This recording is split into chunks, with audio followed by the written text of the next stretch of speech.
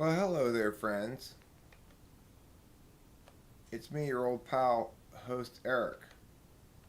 You may remember me from such exciting adventures as the most exciting day of your life and wow, that was exciting, and other things like that, pretty much. Am I loud enough? I hope so. I'm never gonna moisten your panties with quietude. Brando memes, you are first. You were first. That means you're the winner. And the best. You're the winning best one. Oh, typology. Salud. Salutations and syncopated secitude. Why am I here live streaming right now? I've gotten a lot of things done today. I needed to get done.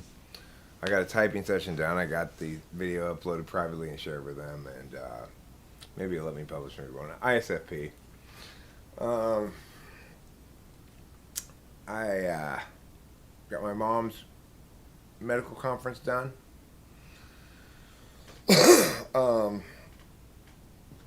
Which is to say, she met with Dr. Ingram, Rachel's doctor, and he boom, boom, boom, right on top of everything, just like, we had the report we wanted, like, right by the time we got home, he'd already filled it out and sent it, So, yeah, I'm looking a little pleased with myself because, this was one of those things where my dad was struggling a lot with Kaiser, the HMO, to get what he needed to get from him. And I recommended that we go with Rachel's doctor, Dr. Ingram. And my dad, as he does, he thinks about things a lot before if it's not his idea, it's rare that he's even willing to try any of my ideas, So, he was very, very happy, though, my dad was, which makes me very happy because it's like, I finally did something right. It's like, as I mentioned before, my dad, just to put it simply, he just doesn't really respect me very much. It's kind of hard, I suppose, to expect him to, given the fact that our function stacks are not aligned such that he can really appreciate what I bring. He always kind of has an advantage because, he's an ESTJ. Yeah, thanks for the note in the scenery pictures behind me, Mac Daddy. That is scenery from the actual real world, from outside of my house. That's not just green screen. I took those pictures outside, crazily.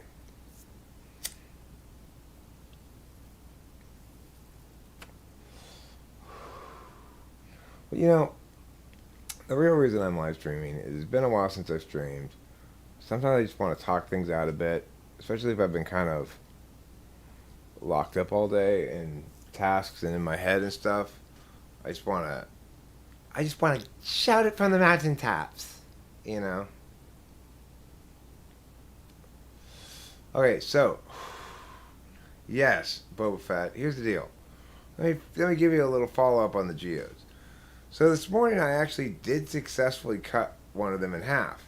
I'm gonna make a video about it, but along with, okay, so, and the way I did it was, it was one that naturally had a crack going all the way around it, so it looked like it was going to possibly, that it maybe had a naturally occurring seam.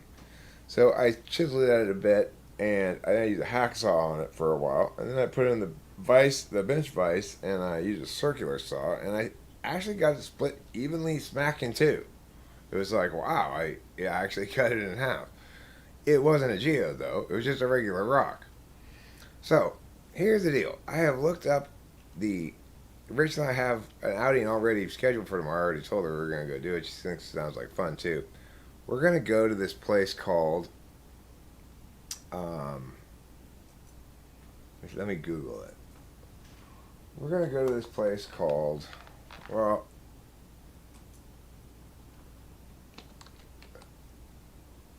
Gems of Plenty. That's what it's called. Gems of Plenty in Upland.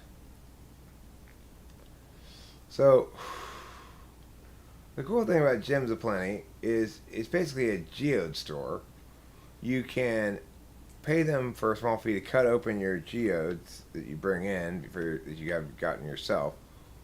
Okay, and but the other cool thing is, so what I'm going to do, I'm going to take in all of my geodes, and I'm going to say, hey, I went out to the Hauser geode bed, but I don't know what I'm doing, so I don't know if any of these things I brought back are geodes. The one that I managed to cut open wasn't. I hit with a hammer a few of the ones that were kind of crumbly, and sure enough, they just crumbled. I mean, there were no geode, or whatever. But these ones here, I'm thinking maybe one or two of them might be a geode or something. Can you people at the store tell me, like, this is definitely not why you even think that would ever be a geode, so I can just throw that one away or whatever, and which ones are worth cutting open to see. And then I'm going to pay them to cut open the ones they think should be cut open. Now, additionally, they have at Gems of Plenty a bin of unopened geodes, and you can buy one of those, and then they'll cut it open for you. So you don't sacrifice any of the surprise aspect of it. I think Rachel and I probably will do that as well if we can find some reasonably priced ones, you know.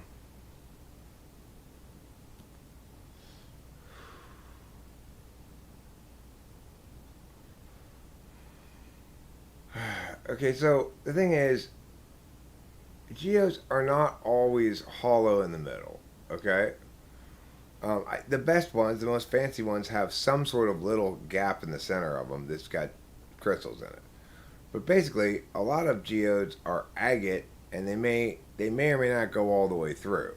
If you cut open a geode and it's solid agate or solid all the way through, it might still be really, really beautiful. It might not have a hole in the middle. I didn't know about really anything about it before after I got back from my geo trip. Then I looked up how to identify geodes. So I read that after the fact that you should pick up ones that seem extra light, unusually light for their size or whatever. I went around and lifted all of my possible rocks, and I don't think any of them seem unusually light. But anyway, that's why I'm going to go to the store. Now, if it turns out I got nothing but just regular rocks, that's fine.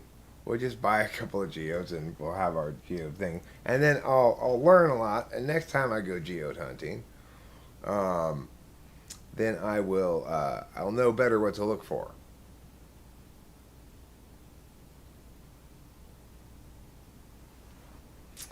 Yeah, okay, let me look at it. Let me look at that link. That seems like a good link. Um, let's see what it says.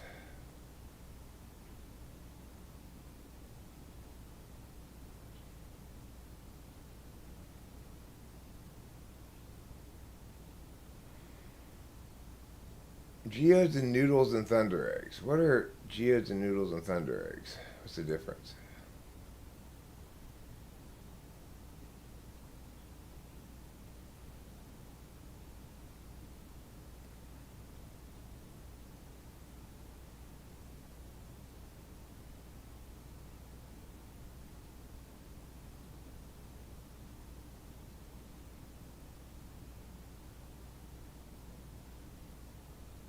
Hmm.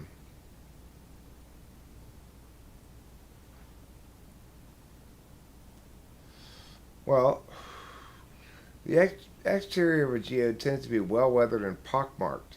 When a geode is formed, it is encased in surrounding rock. For that rock it is encased in will eventually be eroded away. The geode remains because the minerals it's made of are harder than the rock it was encased in. The bumpy texture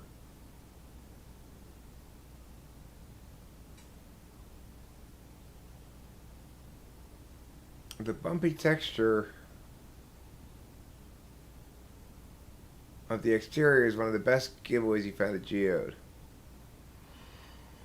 When I say bumpy, I don't mean gritty or crystalline. If you can shake it, if you hear something moving inside, then you've got a geode.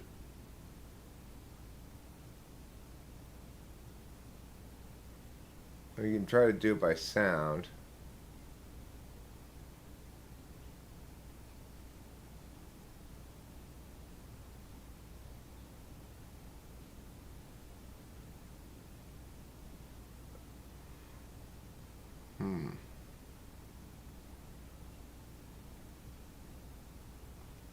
Geodes, noodles, and thunder eggs.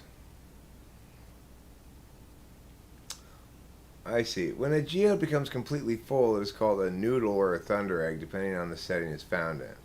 So, totally filled up geodes can be classified as nodules.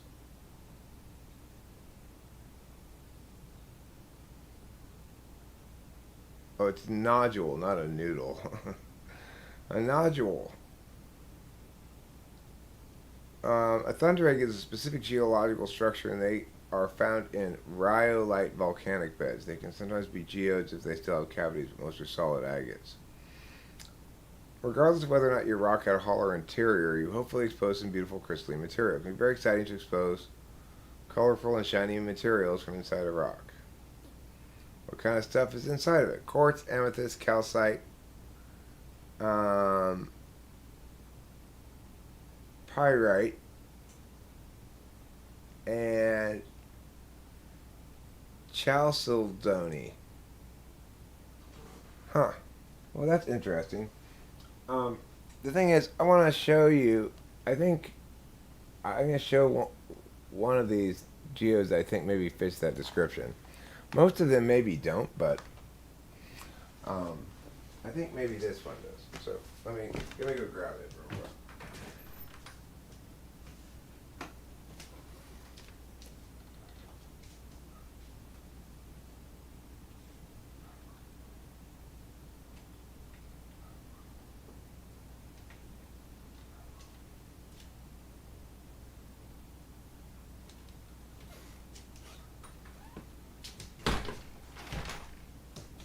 Okay, so I think these two have that pockmarked kind of look to them.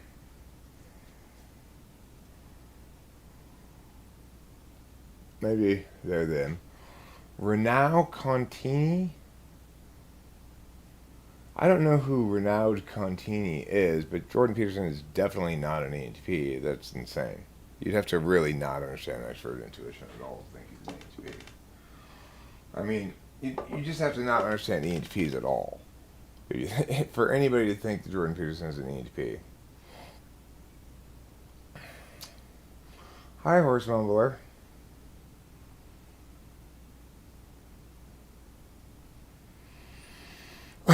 So I did cut open one of my geodes. It wasn't a geode.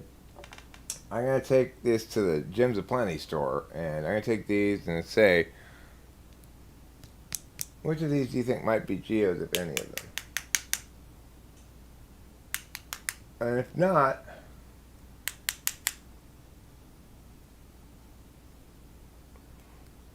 the one you found was very, very hard and had a wavy, smooth exterior. Yeah, these rocks are all very, very hard. Very difficult to cut open. Like I said, I cut open one that looked more like a little meteorite or something. Let me show another one here because I want to show what I'm talking about.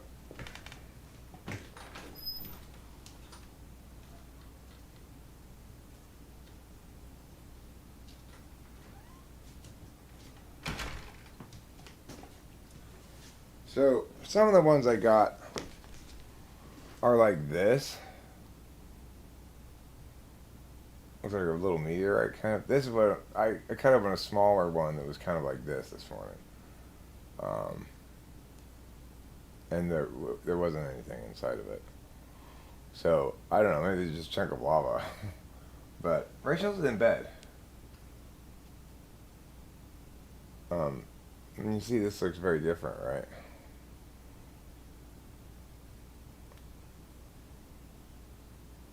Yeah, I'm gonna film the geode store, yeah. I'm gonna film our trip to the geode store. And then I'll include in that video my cutting of the rock this morning. Because I filmed that whole process too. I'll have to edit that, but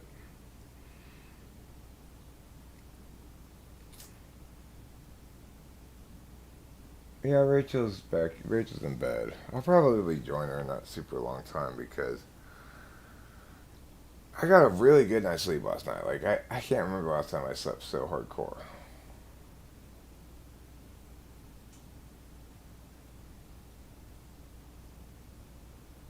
Well, we'll find out when I go to the store.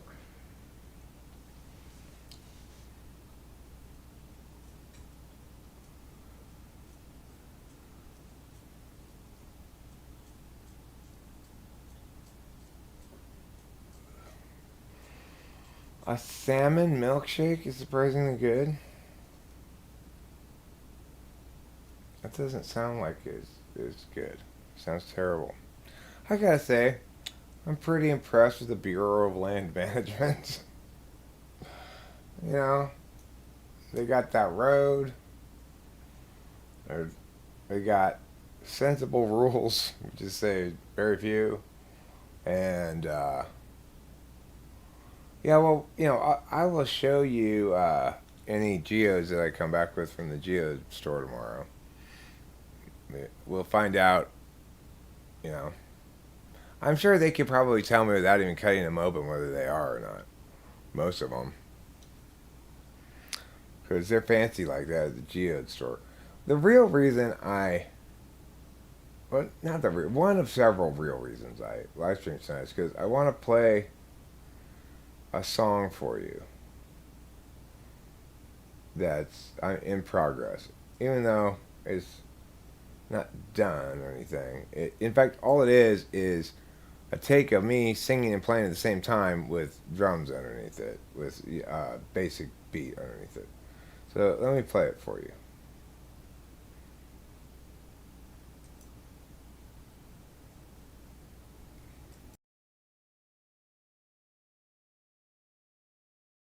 It's a very cloudy day in Los Angeles,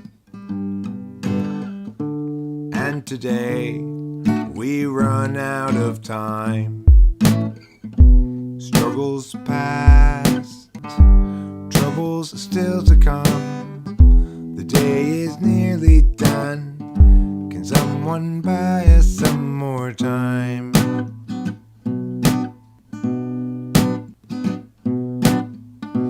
Cloudy day in Los Angeles,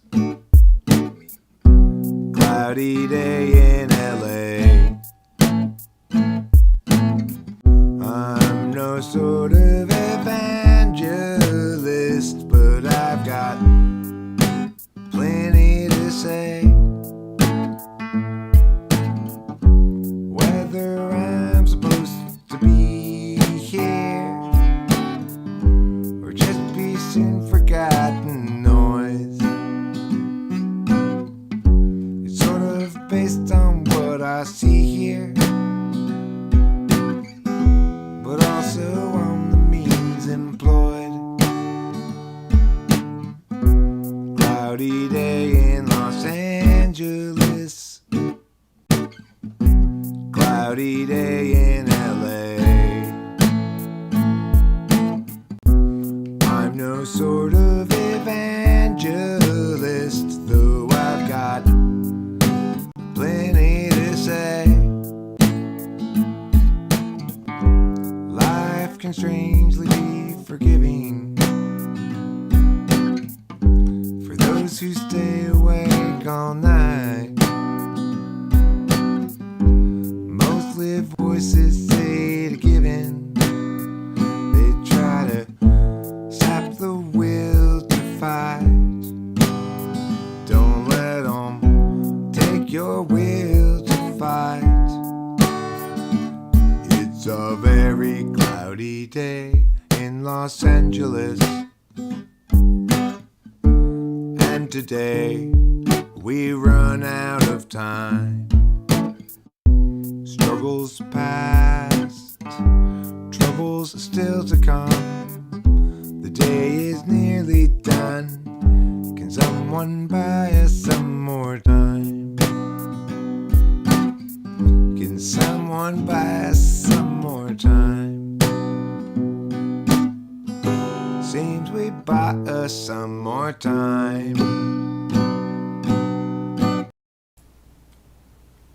So yeah, that's interesting. I doubled the kick because just listening through the speakers, the kick seemed so buried compared to the snare. But that's because I was doing it on the TV. I wasn't actually. I was just sort of messing with it, trying to get the architecture of the song right with the drums right, and then I got to go back over and re-record the guitar and vocals, but separately instead of me playing it like and singing at the same time, you know.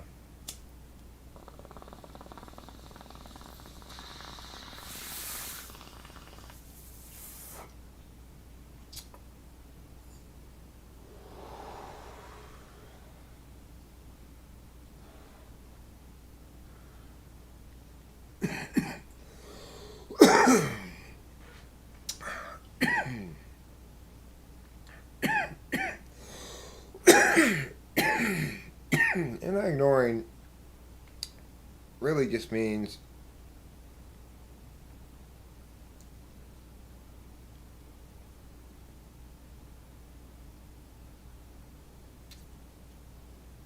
well,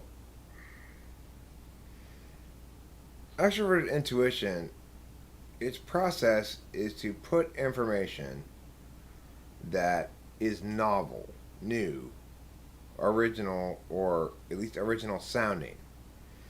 So the thing is, introverted intuition is what we already know, what we've always known, what will always be known. Like if I say, you and I go to a park, and you go, "That's a tree," and I go, "Well, I mean, we could call it a tree, I guess. You could call it a large spindly bush, or you could call it a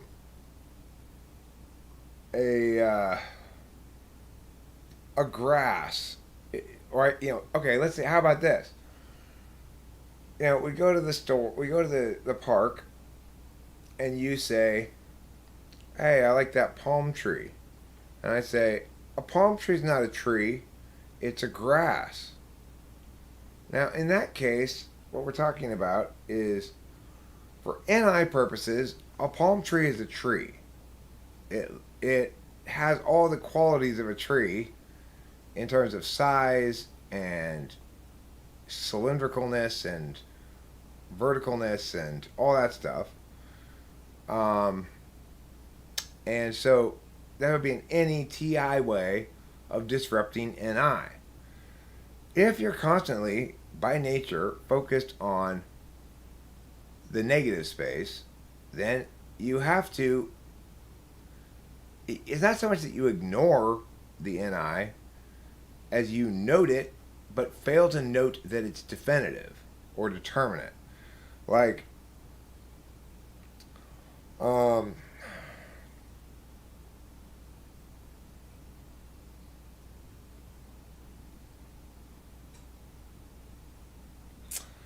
it's a good example of this.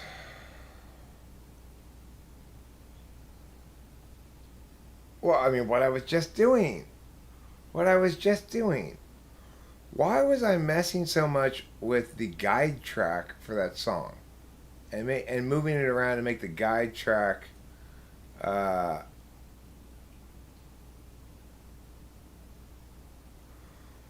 um, making the guide track sound better? That's not the actual track. That's the guide track. Why am I spending all this time moving around the guide track? That's NI ignoring. Because, yeah, but I want to see what it sounds like. I want to SI experience it when it sounds a little bit better. Okay, but you're going to have to redo all this work. Why are you messing around with it right now?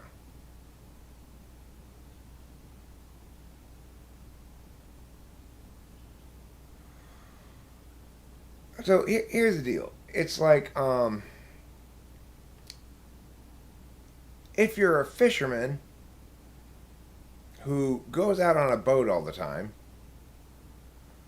your attention is almost always on the fishing and not on the boat. But you've got great sea legs, you understand boats well, you're a boat person because you spend all day on a boat. Meanwhile, the captain of the boat is spending all of his attention on the boat. He's driving the boat, looking for fish maybe, spending some attention looking for fish, but he's not spending attention on catching fish, right? So that's like NI and NE, either on the boat or on the fishing.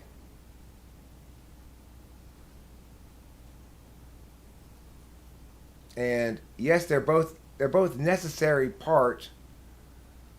They're both a necessary part of fishing, but to really pay attention to the fishing, you have to ignore the boat. To really pay attention to the boat, you have to ignore the fishing. Okay, you say it's buffering. I show 0 drop frames, and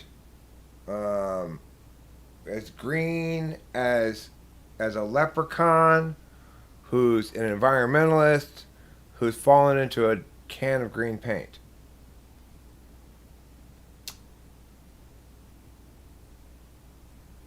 So, in other words, hey, you're wrong. I'm looking at it right now. It says excellent condition. Green dot. I've got a green dot. So, if I got a green dot, it's you who's the problem. Then when is the fifth function used? Well, it's used when there's a need to. So let's say all of a sudden the one of the crewmen falls off overboard and is lost at sea and drowns or whatever, and you got to pitch in because there's a storm and you need to help the captain get the boat back to shore. Well, you'll be great at it probably because you're spending all your time on a boat and you just get boats. You're a boat guy. You just don't normally focus on driving them or steering them, captaining them, whatever it's called. What do you call driving a boat anyway? Piloting? Piloting a boat, right? Yeah.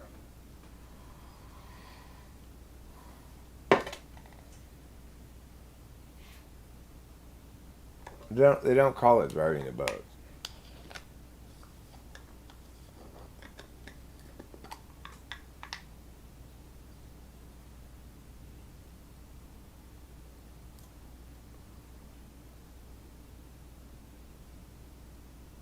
Can I assess your following question? It's been itching. When is the fifth function used?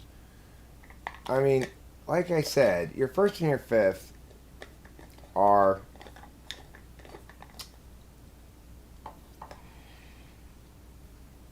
it's like the loader and the shooter for like a cannon or something. You know how they got one guy who puts the ammunition in. I'll deal with that tomorrow. I gotta finish dealing with that. Thank you for reminding me. You got one guy who takes the old bullet away, or the old shell away, I guess, and puts a new mortar in there, mortar shell in there. And then you got the other guy who aims it, and you got another guy maybe who fires it, right? They're all artillery people. So you're going to be like, well, I don't get it. They're all artillery people. What does it mean that they're ignoring the firing? Well, they're ignoring the firing because they're focused on the loading. Now, obviously, to load it, they've got to be very aware of when it's fired and when it needs to be reloaded, right? So it goes hand in hand.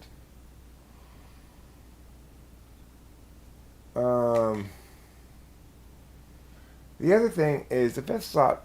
The other thing to remember about functions, they do several things. Okay, I was thinking about making a video about this. If I had had those paddles within arm's reach, if I didn't have to look for them, I would already probably have started making this. But they must be up there or something. I don't know where they are. Maybe they're back here. But anyway, what are the things you need to differentiate between to understand cognitive functions? There's a few necessary things. Okay, so one is what you might call directionality. Are you putting information? Are you receiving information? Are you getting information?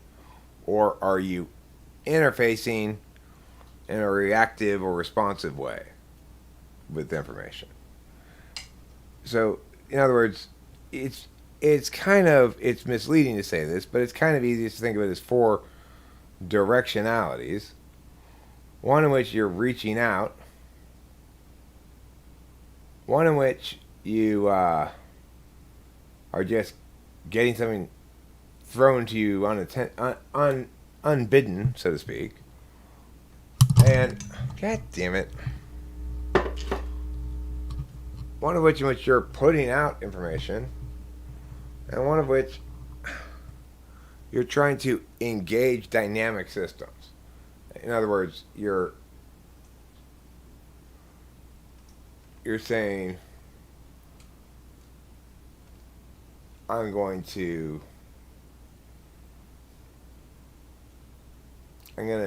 decide, know, and act in the moment based on a heuristic of some sort.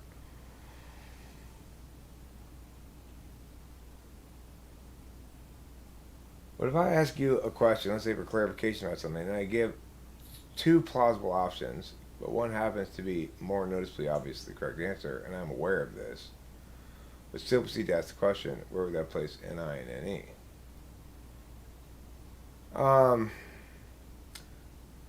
Why would you still ask the question? It would seem to me that in that instance, if you're still asking the question, it's probably for FE reasons. So the thing is, okay, here's what we have to understand about functions. Four directionalities, okay? That's your put, get, receive interface. And this is maybe the second most important thing to understand, is that means or end. Everybody frames life through means and ends in some way. Some things are acceptable only because there are means to other things, and some things are those other things that things are a means to, you know? So, in other words, the first thing you need to know is that when talking about attention is four approaches. Put, get, not give, get. Put, get, receive, attend. And you can see the difference. Like, if I'm just TIing, I could just be asking you a series of questions. And at which point, I'm the object of your words. In other words, you're throwing words to me that I have requested. And yet I'm not told you anything about what I think or say or whatever, okay? So, whereas if I'm receiving and I've not requested them and they're unbidden by me, then my relationship with those words is different. And my relationship with the other person is different. If I'm someone who prefers to let information reveal itself over time, in other words, I don't need to ask you a bunch of questions. I'll just watch you roll and I'll know. Okay? That's a knowledge interfacer, right? Like, most people that I ask a question like, how long does it take you to determine whether a given song is a given song is good or bad. You're going to want to listen to it again. So let's say you're playing random new songs on YouTube, and they come on, and you're going to go, yes, no, no, no, no, no, no, no, yes, no, no, no. How long are you going to spend before knowing and yesing, you know? And the thing is, most people will say it doesn't take them long. Within 15 or 20 seconds, they know whether this song is worth any more of their attention. And they know just by receiving and knowing. So, in other words, when you're listening to music and you're by yourself, let's say, that's a way to isolate your knowledge function from your interface function to some extent. However, when you look at FE and TE people, respectively, what you'll see is that FE people will be still very much influenced in their understanding of a song based on the FE of the song, of the lyrics in particular. FE people are very lyric focused. So if they think it's not, if they think it's too much bragging or the wrong kind of bragging, it doesn't work kind of bragging, like obviously rap bragging works to a certain extent, but then they're not going to like that song. But the thing is, they're just going to know that. They're not going to analyze it. They're not going to say, okay, I don't like this song because of meow, meow, meow, meow, meow. They're going to hear it and go, ooh, and change it to the next song. So we all have experience of this interface knowing kind of thing, and we can talk about it in terms of our own listening to music. If you're a TE user, when you're listening to music, you might be listening for chops and skills and musicianship and other irrelevant, stupid stuff like that. But nevertheless, you might end up liking stuff like my dad likes, which is very complicated and horrible, non-intuitive jazz.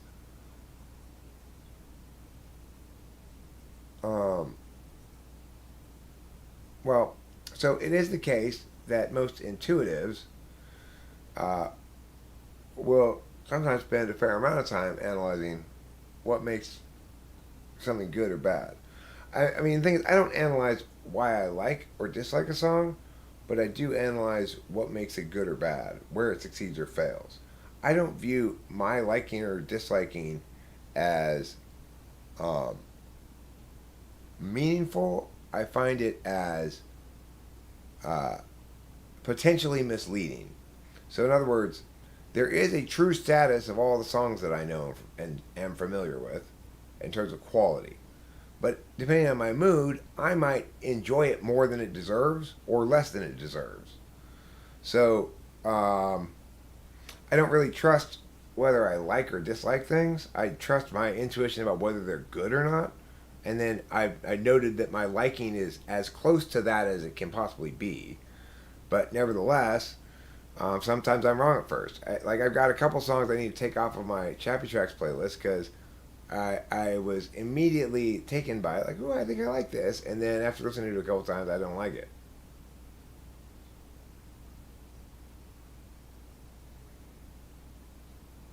Hello, RDL. I was once on a layover in a Florida airport. Two dudes were having a conversation about this. I was short on time, but in the restroom stall, I definitely heard, "Are you a giver or a receiver?" Oh, well, yeah. There's no givers or receivers there's no givers in cognitive functions. Okay. The deliberation functions are get functions. In other words, they seek out specific pieces of information so that they can deliberate according to their own understanding of how to do that, you know. Receivers, they don't get information. They just are in a state of readiness to hear, readiness to experience, readiness to see.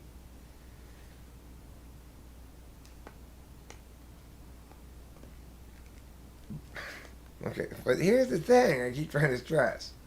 Let's not get this confused, because the getters and the receivers are neither of them are pitchers, right? The pitchers are the putters, the action types. Getters don't want to know, they want to deliberate. So they frame what information they get by asking questions. Knowers don't want to deliberate, they want to know. So they simply observe and know with their heuristics. Alright? So, the thing to remember is that action always goes with deliberation, knowledge always goes with interface. So, deliberators ask questions. So, if you've got a good pairing in terms of a conversation, INTP, ENTP, INTP will ask more questions and challenge more of the assertions. ENTP will make more assertions and answer challenges more. Because one of them is getting information and one of them is putting it. But the thing is, okay, so that's one category of thing we need to distinguish to understand cognitive functions is get, put, receive, interface. The other thing we need to understand is means or end.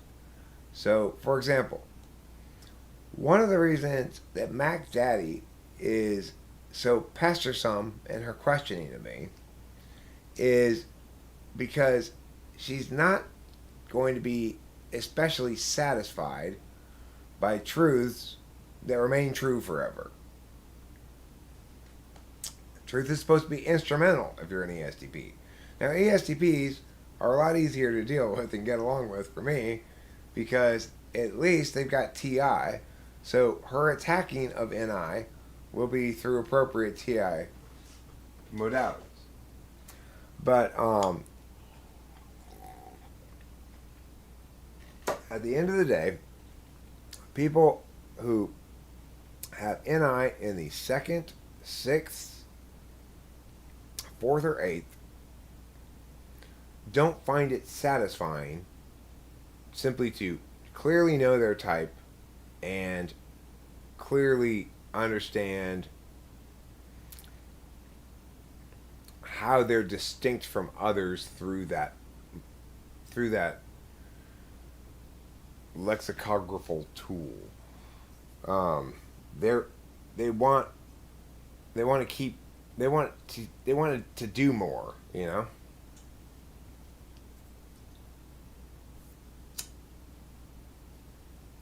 For the same reason my NI kicks so much ass. Like I said, being a boat captain and driving fishermen around all the time and helping them out with their problems and stuff makes you a pretty goddamn good fisherman too, even though you're mostly a boat captain.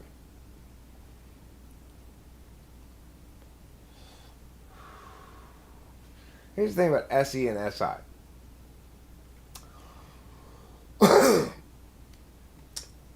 SE understands that if you're gonna, an SE person, SI person, let's say SI tool, SE6, they're gonna understand that they have to practice things in order to get good at them. That's SESI. That's one very simple example of it. Okay?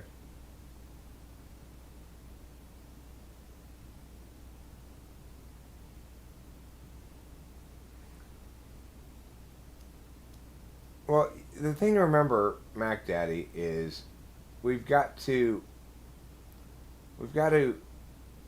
distinguish between the things, both in terms of whether it's a means or an end, and also whether it's something that you are expecting yourself to display as a subject to the world, something you're expecting to be able to use privately without interference from others, or whether it's something you're expecting to have happen to you randomly, experientially, without any control, really. And people have those three angles as well: subject, agent, object. So, for example, I've got an object function That's to say, a get function in my polar. And it's also the case that I experience my polar as an object in real time. Like, in other words, FI is something that happens to me in real time, not something that persists beyond that, not something that has additional meanings and stuff. It's just experienced as an object. But here's the problem with this. Is it the case that my FI is just this real-time experience of that attention as though I were an object, right? When something happens to me or I view something that provokes an emotional response, that's the time when I'm feeling emotions. But remember, FI is naturally that kind of function. So I don't know, really, if this works as a rule for polars, which is why I hesitate to bring it up. Well, self-reporting answers are things like how comfortable are you with improvising? If I ask that question, I might get any number of answers, from very uncomfortable to very comfortable. Some of the people who say very comfortable are actually very uncomfortable with it. But the reason they think they're comfortable is because of a confluence of various cognitive biases that come into play. One of them is what I call the jumping fish phenomenon. If I am somebody who, let's say I'm an ISTJ, and I really love to do creative improvisational things every once in a long while, but I remember those instances very dramatically. I decided to include them large in my stories. Well, then all of a sudden I ask you, and they say, "Yeah, I love that."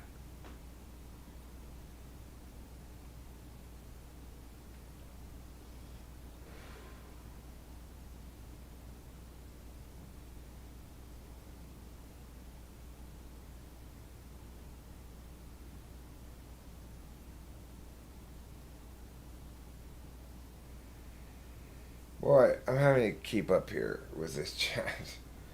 As usual, whenever Mac Daddy comes around, she's throwing hard questions at me all the time. A lot of them are fairly open-ended questions. Um, so the EXFP types in my life tend to be liars, but bad ones. Is that because their TI is polar, so there's no consistency in their lies, along with their SI being in the inferior ignoring slot? So I've not found really ENFPs to be liars. I found them to be accountability avoidant, maybe, but that could be something that you've experienced and not me. ESFPs, um, they have they have a very, very different relationship with language. They basically, it's like, okay, like I'm bouncing my knee right now, right? A little bit. I'm going to try to stop it, actually. But let's say that bouncing my knee were as big of a deal as lying. Well, then everybody would be all over me all the time about being a big liar, too, you know? The thing is, that's why they do it, though. It's not like they don't really even know that they're lying. They don't get that words matter.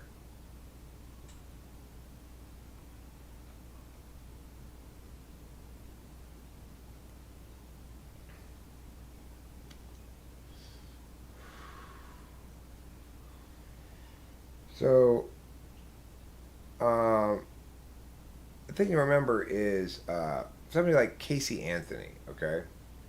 Casey Anthony, a compulsive liar, killed her kid, textbook ESFP as well. That doesn't mean that most ESFPs are compulsive liars and kill their kid. It does mean that if you get that kind of compulsive liar, then you're looking at probably ESFP. I would say Trump is a compulsive liar, you know, ESFP. Um, if you hear about the Casey Anthony story, she when the cops came to arrest her or whatever, um,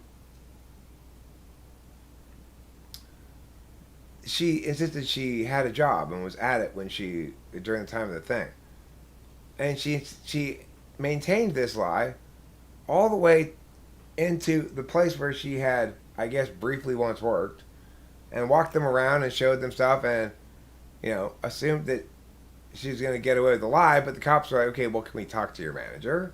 And I guess was surprised that she got caught in that lie.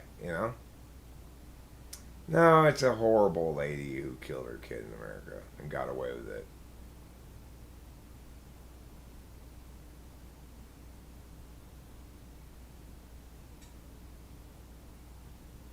So when people say your NI is so good for an ESFP, what does that mean?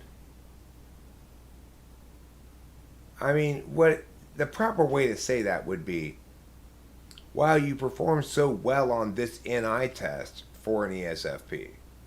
So it is the case that I've noted, for example, that some people with TI that's not 1, 2, or 7 have an easier time with the genealogies. Some people with TI who are not 2 or 7, 1, 2, or 7, have an easier time um, with the syllogisms. Some of them have an easier time with the straight up conditional reasoning. So, it's like which kind of TI question are you going to do better on? Test you're going to do better on is not very meaningful data. So if you're not just talking about Amy, then I've not encountered. The thing is, I've not encountered what I would consider good NI in any ESFP. I have encountered some good scores on an NI test from Amy, but even at the time I didn't really think it was an NI test per se, and I think even less so now. I don't really have any faith in the rat test. I stopped using it.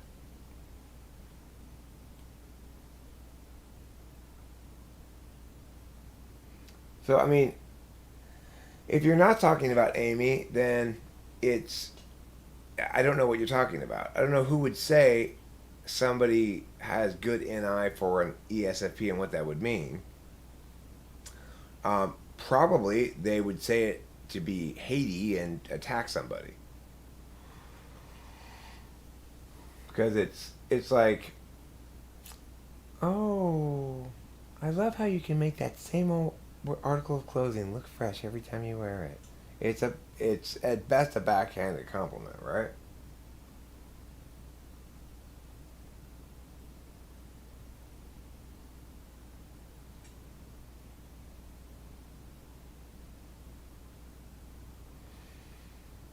I mean,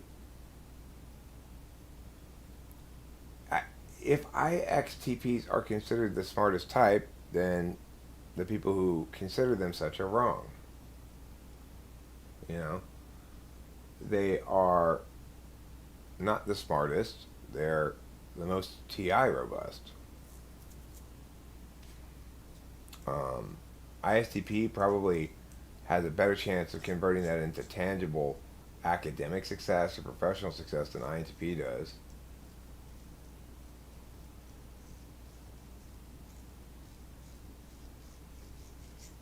Well, bless your little heart. Oh my.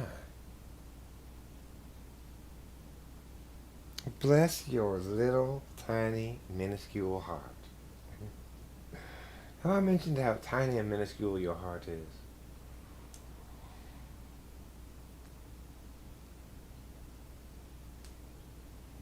I mean, it's like, Mac Daddy, you're really putting the cart before the horse there. So it's like you say, IXTPs are not considered the smartest types because they can tell you who their father, mother's father's brother's pet's bat's mother is. Actually, that is why they're considered the smartest. That's why INTPs are considered, because they're the best at that kind of thing. But whether or not, the real question is, I, generally ISTPs are not considered to be as smart as they are because they've got no extroverted intuition. In fact, for people who prioritize extroverted intuition, they may even think ISTPs are there's something wrong with them, as per Grace's guidance counselor. Eric, why does the human need such reassurance and connections? Okay, well, I don't like the whole smart thing. You know, it's like okay, if you want to define intelligence in in a meaningful fashion, you're gonna either have to say that NTPs are smarter than STPs or STPs are smarter than NTPs. One of those two things. And obviously, I think NTPs are smarter than STPs. But, I'm just displaying the same function bias that Grace's guidance counselor did. I might think that, but I could never get a perfect score on the ACT like my former ISTP client did. So, does that make the ISTP smarter or does it make me smarter? Well, I mean, again, I think I'm smarter. I think I'm a lot smarter. But then I think I'm smarter than INTPs too. But I think that they're more mentally powerful than me in terms of calculatory skills, memorization skills, all kinds of stuff like that. But I think that I'm smarter because I know when not to ideate. But maybe that's just wisdom. I don't know.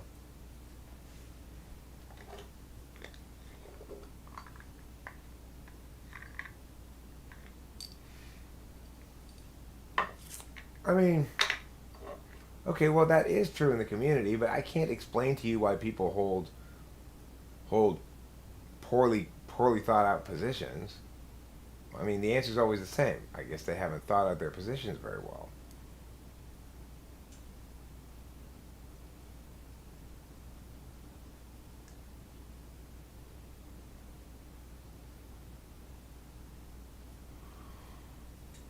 Mac Daddy, what I'm saying is because I'm an NTP, and that's my frame of reference as to what's important and what matters.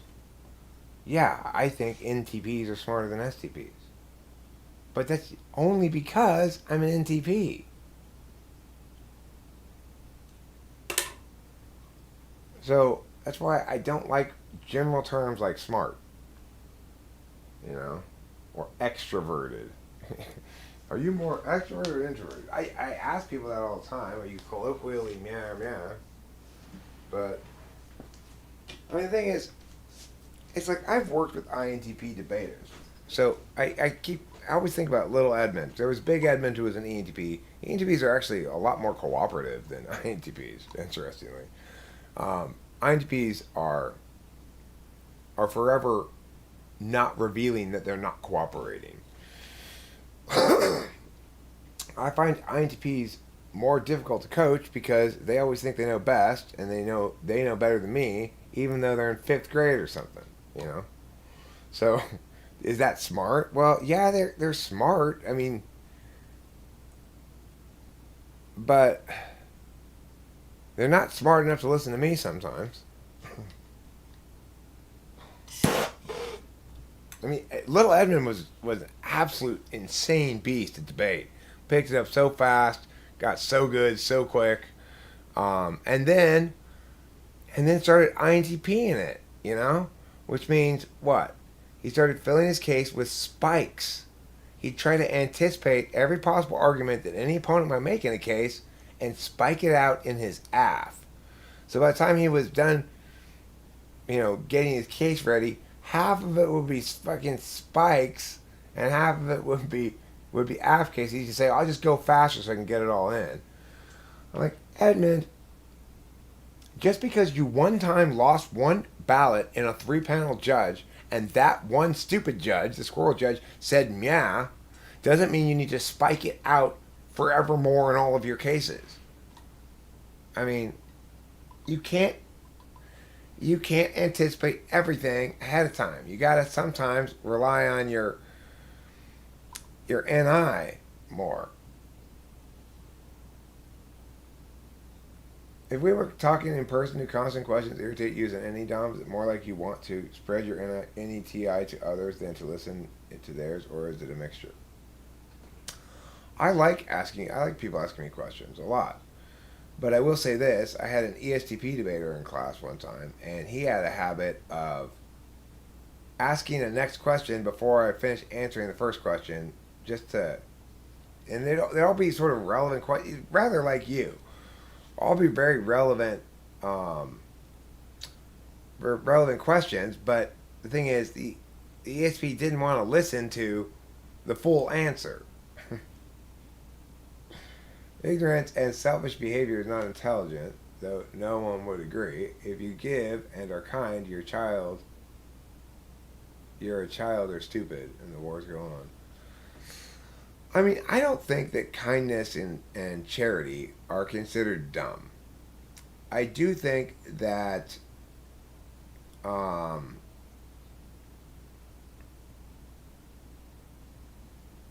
unfortunately a lot of humans' more noble impulses unfortunately get converted into very wicked kind of advocacies or ideologies and stuff, no matter how well intentioned they may be. So it's like,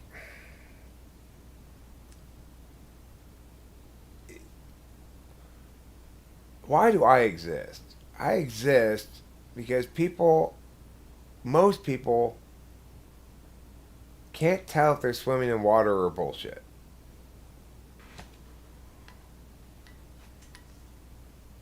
Thoughts on whataboutery as a debate tactic and how to beat it? Well, it usually whataboutery comes out as this. You know, you make some sort of general statement. Girls love tuna fish. They're always eating tuna sandwiches. And then you go, well, what about Julie? She's not. She hates tuna. She's a girl. And you go, yeah, but she's a weirdo. She's not like the normal girls. Well, in that case, you're being told basically, okay, stop making general rules that don't withstand scrutiny. Now, if it's a ground shifting thing, then it's a different matter. So if it's like, I have an objection to your thoughts, Eric. Okay, what is it? I think that you're wrong about FE. All right, and here's why. And then I answer that with a full rebuttal. And he goes, well, what about FI? You're wrong about FI. Wait, hold on. We haven't resolved your first thing. You made a claim. You're trying to negate something I said. I've rebutted it. You now either need to acknowledge the rebuttal stance or respond back to it. So in that kind of whataboutery, in other words, that should probably be called shifting ground. That it's like they bring up one issue, and as soon as they start losing on that issue, they shift ground.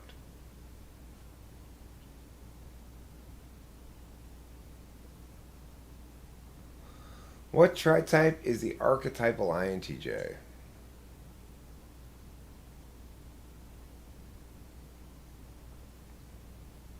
Five, 4, 1. Maybe 5, 3, 1. Depending on the INTJ. Hey, Agiotic. Thank you. I am an ENTP who likes you. I appreciate it. Is a constant rolling of thoughts not necessarily a ploy to run away from the argument or answer a pressing question?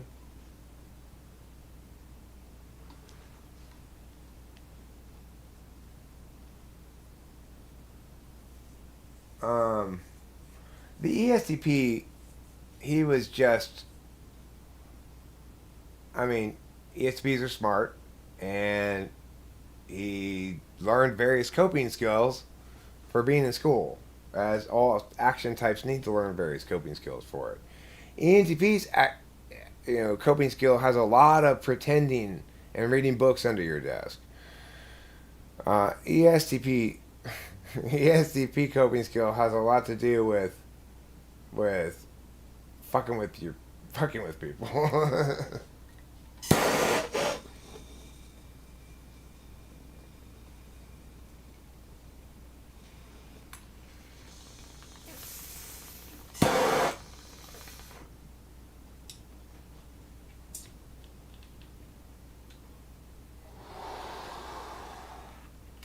I mean, I'd say the most common anime protagonists are two kinds: ISTPs and ISFJs. Males. Most anime protagonists are either ISTP or ISFJ. You got your super nice guy protagonist.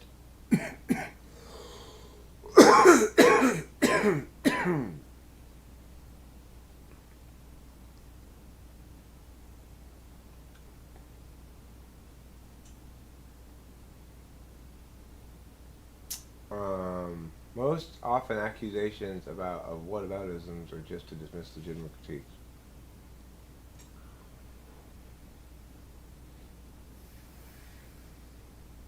A bet is a tax on bullshit?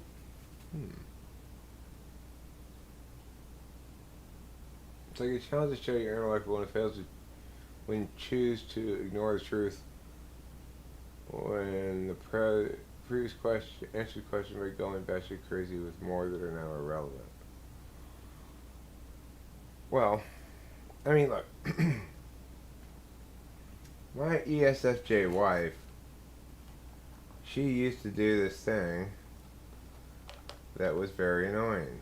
It was like, okay, Eric, but I really, I'm not happy because I want you to go to this barbecue. I'll be like, okay, but I just went to one last weekend. Okay, but you remember we were talking about going on vacation the other day and you didn't want to do that either. It's a totally different question. Okay, but I really want you to go to this barbecue. Okay, but look, I've had this shit planned for a while. I want to do it. I've been excited about it. I've been talking about it. Hey, but listen, let's talk about excitement and stuff. Oh, I'm like, what? What do you mean? So now you're saying I'm not excited? Well, I'm saying, Eric, you too much are worried about excitement. And blah, blah, blah, blah. And I go, okay. But I still don't want to go to the barbecue. You know how many years we spent where I did things that I didn't want to do? What? Why is it so complicated? I don't want to go to the fucking barbecue. Is that not clear? You bring up all these irrelevant things all the time.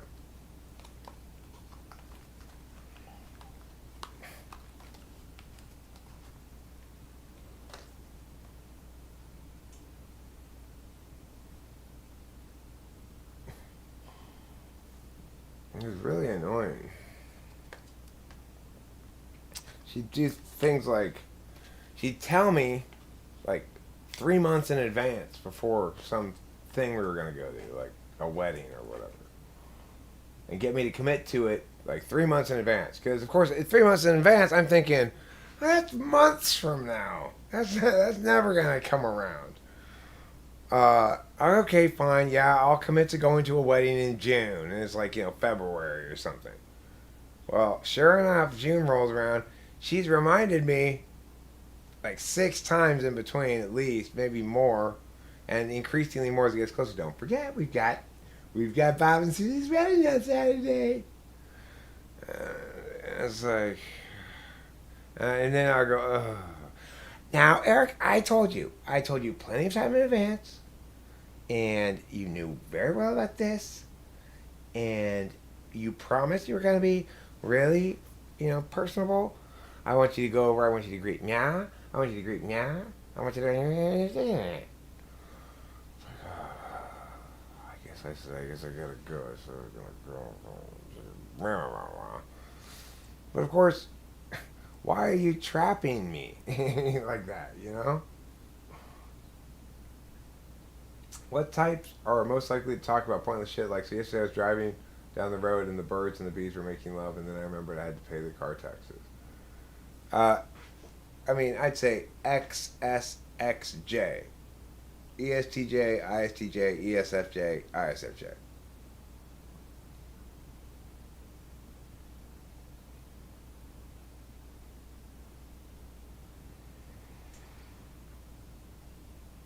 Yeah, they do. Well, ESFJs do. The thing is, it's not a terrible deal. I don't mean to never be giving fair credit to the other half of the equation.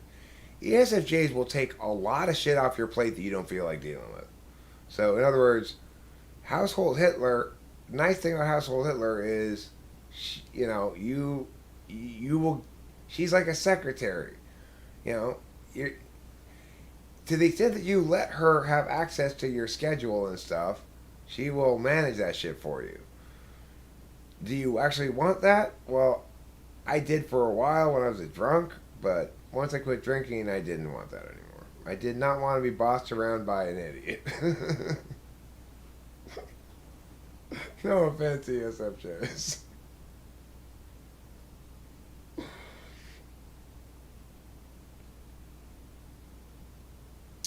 So let's say you were reading into what someone meant of their intentions, and you come up with a theory of what they're trying to do. Could that be NI or NE?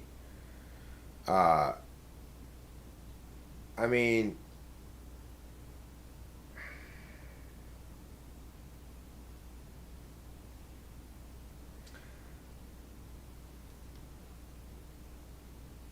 look, it's like this.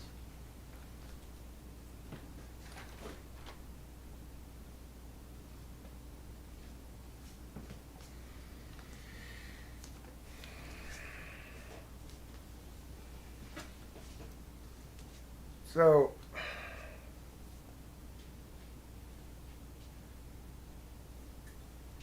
an FE person is picking up on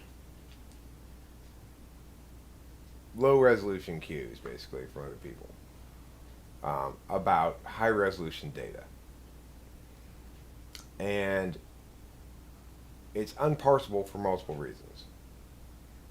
So they use both introverted intuition and introverted sensing. Um, unless one of them is polar, in order to know about FE things. But to answer your question better than that, let me reread it again.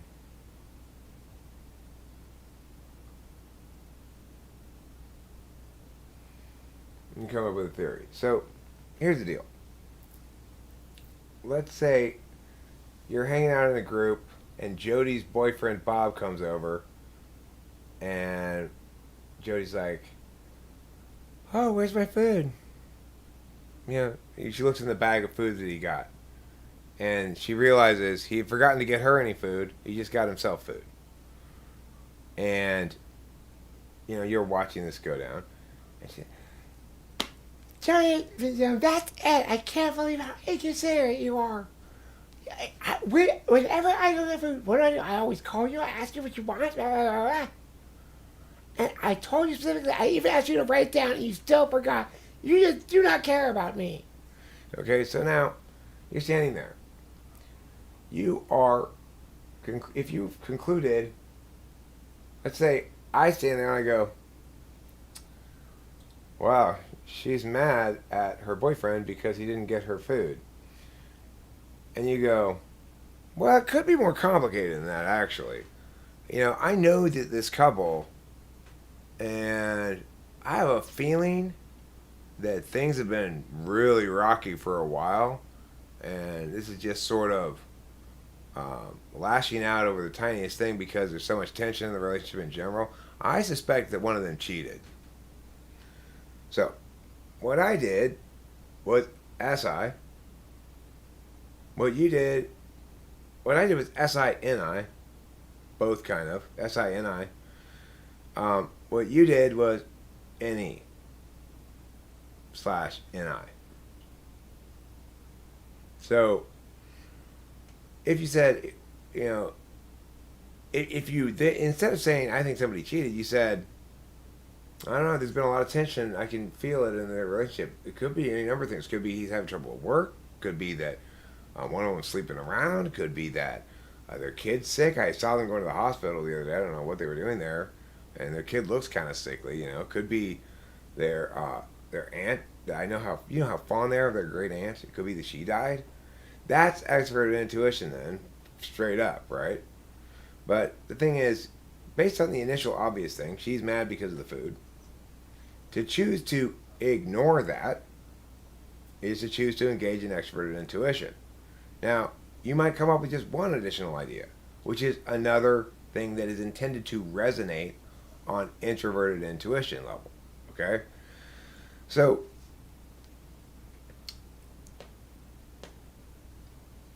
it's true that to say a bunch of cool stuff all the time, you have to know what stuff is cool to say. And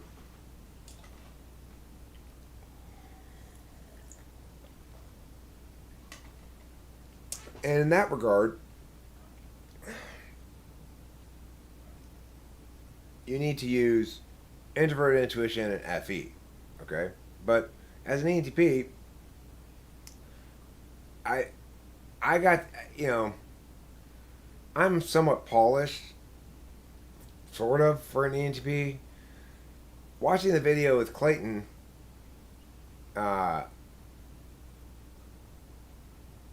it's like I really get to see myself when I'm talking fast and covering a lot of ideational ground. Clayton was making perfect sense to me, but it was also clear to me that that even my eyes would start to gloss over because just the sheer volume of meanings being thrown at me. I wanted more interface, I guess.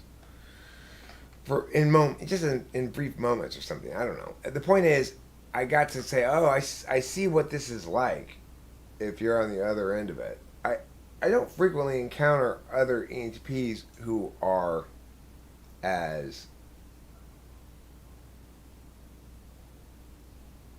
assertive as him, I guess that's the best word for it. There's so much going on in the chat, I just feel like I can't keep up at all or really answer any of the questions. But let's try again. Why don't you guys just do a stream together? Who? Me and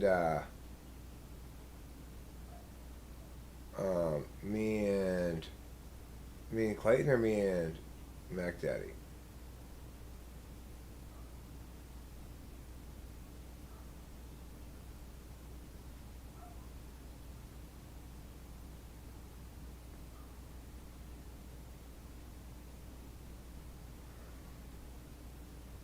No, it's not any for her to doubt whether something's been substantiated enough.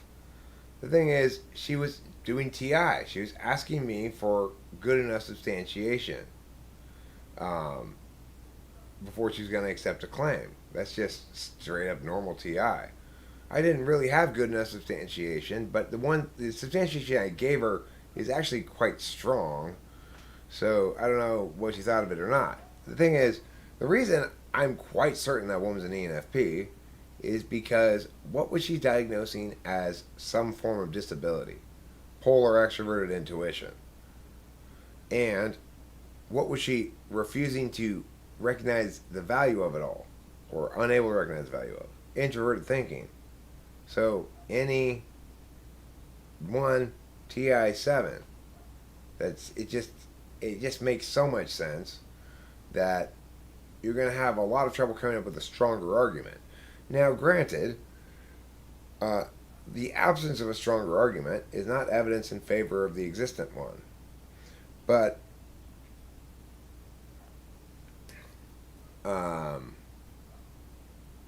for me, it's good enough. In other words,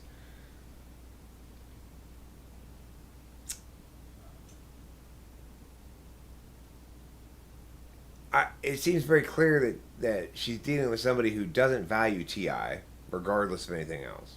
So even if I'm wrong about her type in some fashion, that needs to be attacked anyway.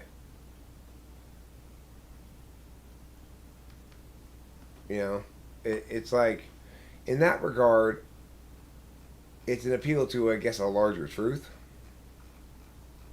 How do you tell TI 1 and 2 apart?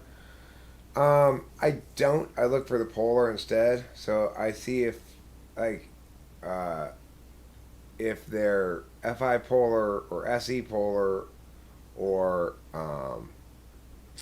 NE polar or FI polar.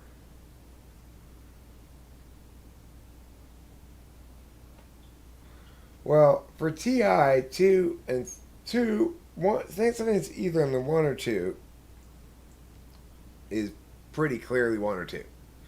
Something that's seven is pretty clearly seven. So in other words, I could show them to you side by side, and you'd see that one and two displays as much more competent at the skills associated with TI in terms of speed, accuracy, general comfort with the questions, lack of need to have them repeated, etc. Okay? And if we showed you a bunch of TI 1 and 2s answering those questions side by side with people who had it 7 or 8 or 6 or something or whatever, I don't know, but backslot, mostly, let's just say 7 and 8, it would be obvious that, you know, those people are way better. If you show them against 3, 4, or 5, it's still obvious. It's still just as obvious. It's just like, the thing is, what really needs to be done, I'm probably not going to be the one to do it, but what very much needs to be done is to have that video made where somebody goes and chunks out TI questions for a bunch of different people and their answers and puts it in succession after it. It goes, ENTP TI answers, INTP TI answers, ESFP TI answers, ENFP TI answers, right? A video like that where you have concrete examples of the different kinds of ways that a certain type answers a certain question. So, I typed this morning, not this morning, I typed at 2:30 this afternoon. It was right at the end of the soccer game. We missed PKs because the typing session started at the same time penalty kick started. We were both watching it too, but I couldn't push it back any further because I had an appointment with my mom's doctor after that. Anyway, his answer to the question, what little thing do you get mad at yourself about, was he frequently sort of scolds himself, I wish I would have left, or I should have left 5 minutes earlier.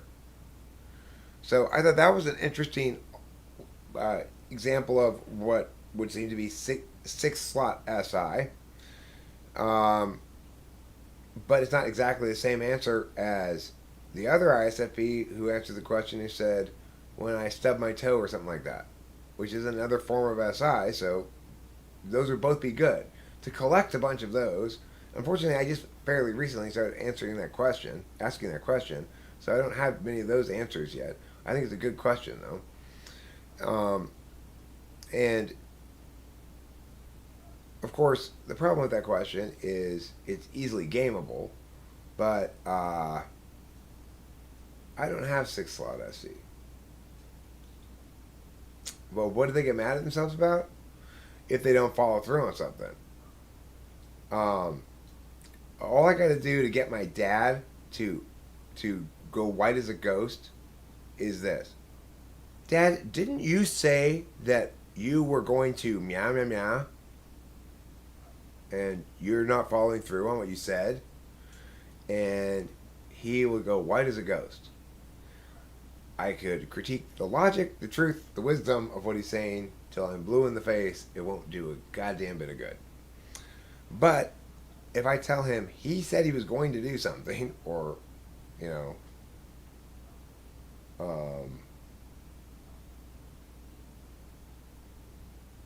for example, earlier in the year,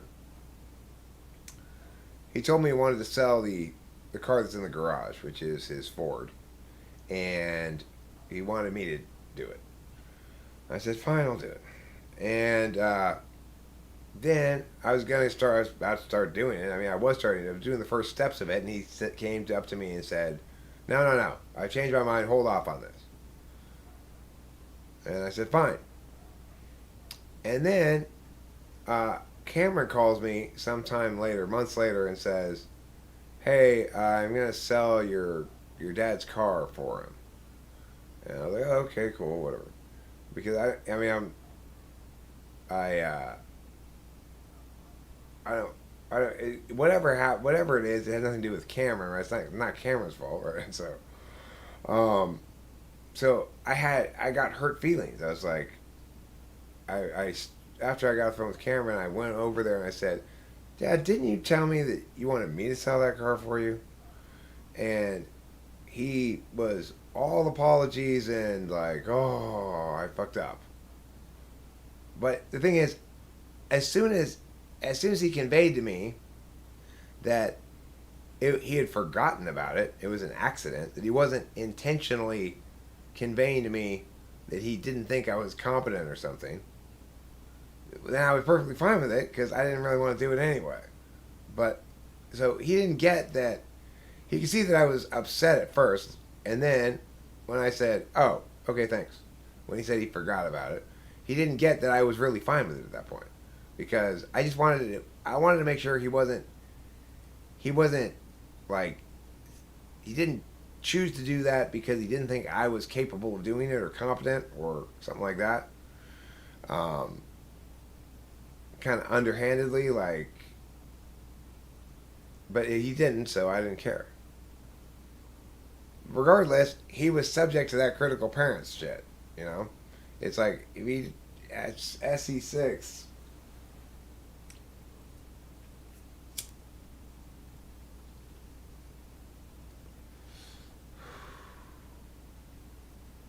and I'm subject to TE critique, you know, in the same way. And he's a TE dom. Like, the time, what was it? The tile guy. The tile guy was kind of just a local tile guy. I don't know. He was the kind of guy who came with a truck with all the tools and shit, but he didn't really have like a logo on the side of it or anything, you know? He had all the equipment you need, but he didn't work for somebody else, you know? It was him and his helper, and he was an independent operator, you know? Anyway, so I went to the bank to pay him cash. It cost $700. I got $700 of cash out, put it in an envelope, handed him the envelope. He didn't even go to count it. I was like, can you count it to make sure we're on the same page here? And he did, and we were fine. And then my dad, I didn't ask him for a receipt. He didn't give me one. And then my dad yelled at me later because I didn't get a receipt. No, my dad's Ford. My dad wants to sell his Ford. My dad has a black Mini Cooper. I have a white Mini Cooper. And my dad also has a Ford that's in the garage, which is a Ford. I forget what its name is, but it's like a station wagon kind of, but it's a little squatter. It's a cool car. I like it a lot personally.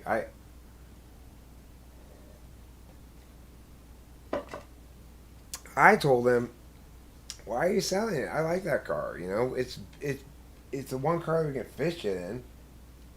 We're just gonna have two minis. Then we're not gonna be able to carry any stuff around. I mean, my mini's pretty big.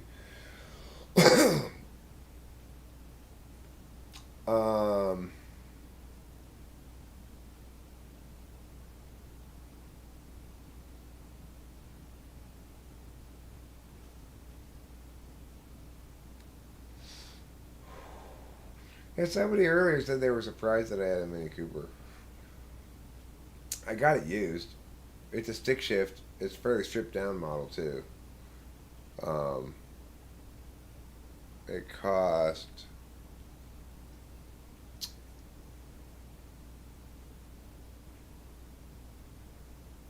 Well, I think the price, the sticker price before you pay some extra fees and taxes and shit, was like 12 12,500.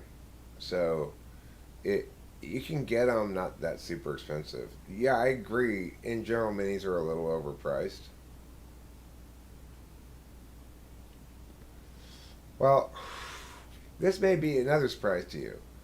Who chose that car? Kimberly. I let Kimberly choose the car. She researched it. She decided. She said, "I want a Mini Cooper. I want why blah blah blah blah." We were anticipating that she'd mostly drive my car and I'd mostly drive her car. Didn't work out that way.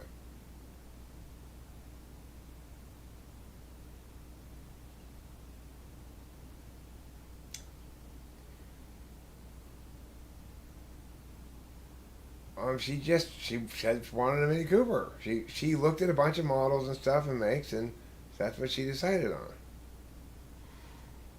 I don't know. I didn't say anything about it at all. I didn't have any input on the matter. I didn't really care. I was anticipating I was going to be driving around in the FJ, which I liked a lot. I liked the FJ. Those FJs have really fucking retained their value too.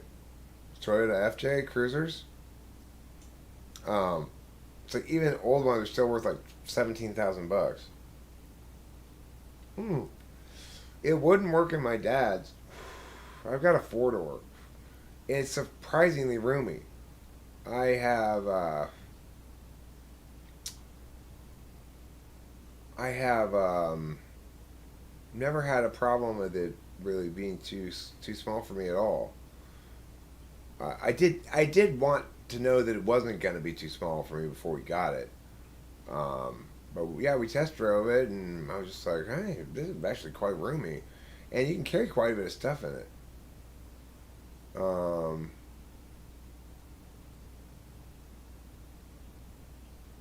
did Kim ever mess around with Spacey? No, no.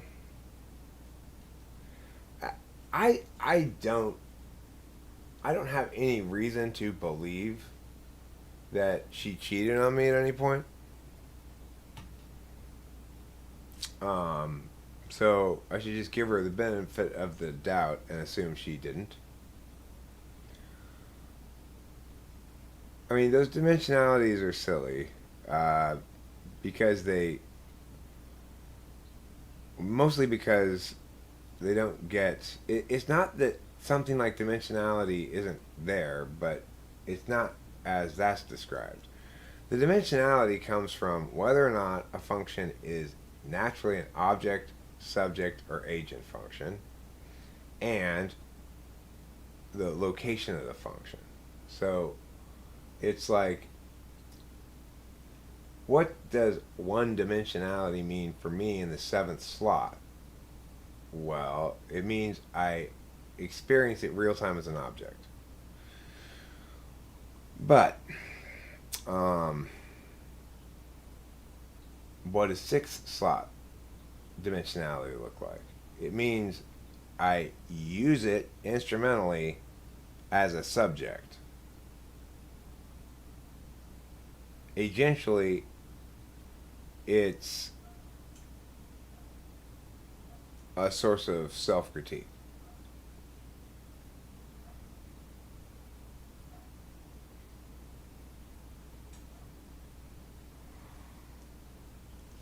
Because it's not just typology that impacts a person. So, why could one person's fourth be better than another person's fourth? First of all, remember this. Um, for every function, evaluate it by remembering first that the part you can see, the part that's objective data, is one third of the function. Okay?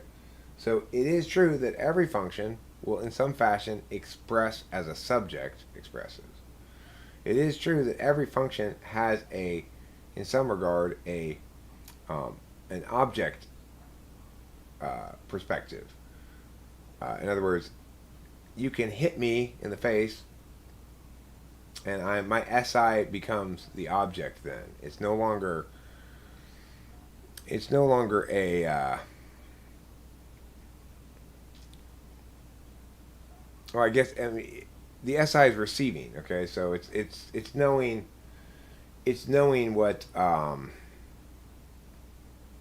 what it's experiencing. Okay, but in from your perspective, their body is the object. In other words, you punched them, right? So you've got to factor in the perspective thing, and also the situation. If you punch me and I say, "Why did you punch me?" Um, that's TI tool, I guess. You know, but the thing is, it's asking him to shift his subject angle from physical action to metaphysical action.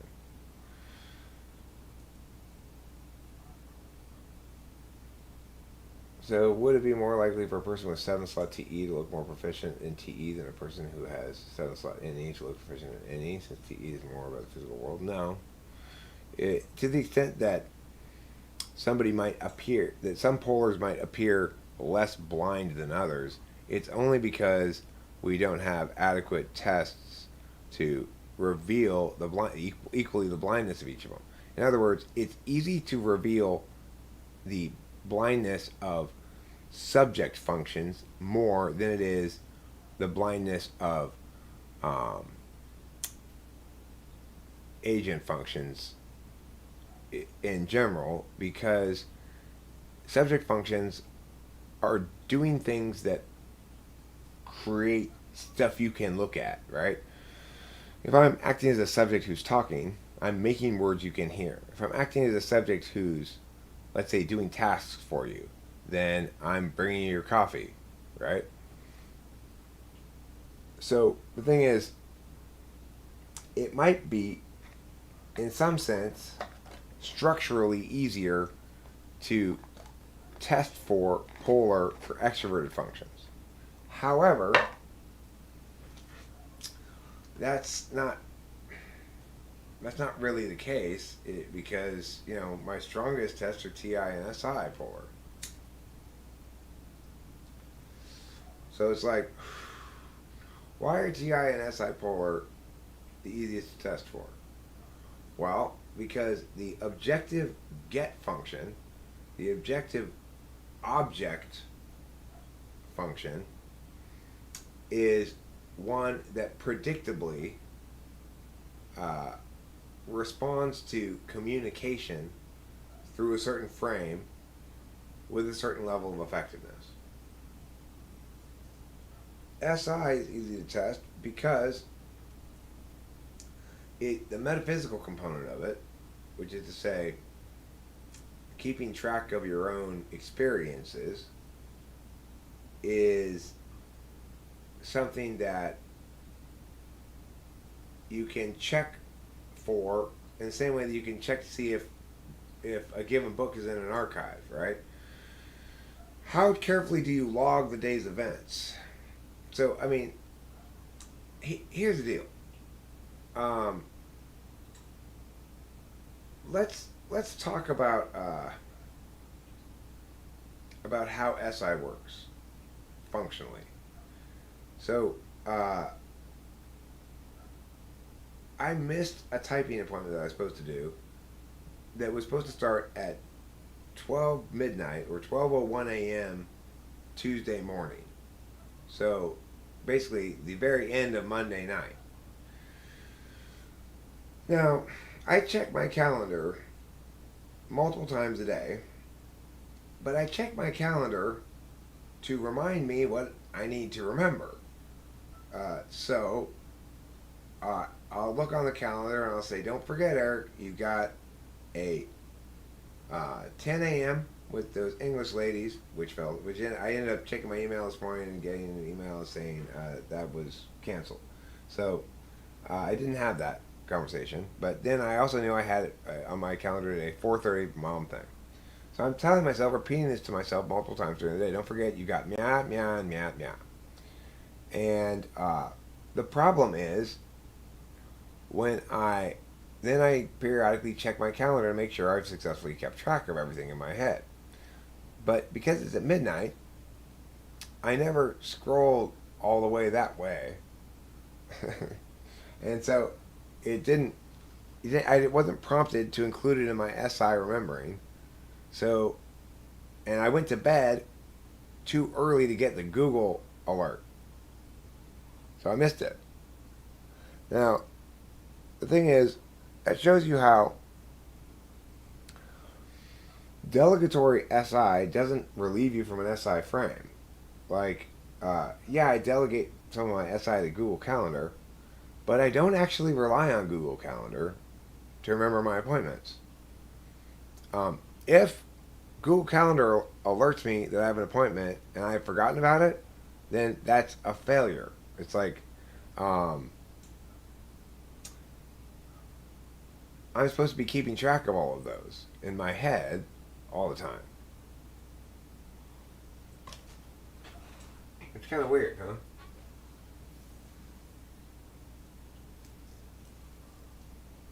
A mature masculine mindset.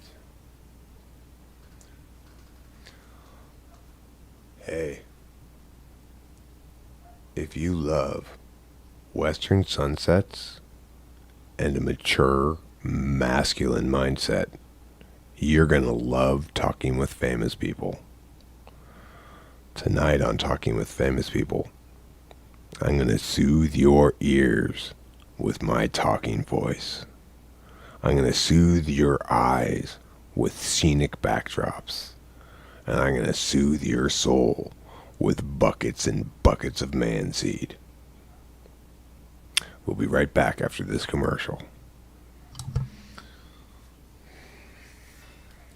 It's a commercial break. We can relax now. Yes. This summer, in a world where nobody has anything to keep the sun off of their head, a man has a dream. I swear, Molly Sue, I'm gonna invent this head covering I am. I'm gonna call it a hat. One man had had enough. You know, I feel like, in a world where criminals get away with everything, one man has finally had enough. Vengeance Guns. Vengeance Guns is a good name for a summer blockbuster. Vengeance Guns, and then they could have Vengeance Guns 2. And they could have Vengeance Guns 3. Most Vengeful Guns.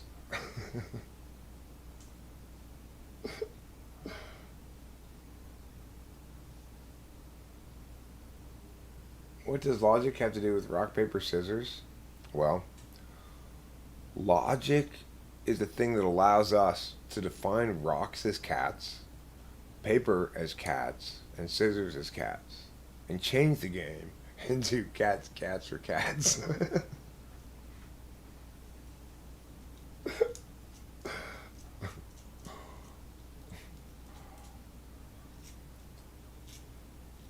Yeah, I could just talk about simple, soothing, sort of homespun wisdoms.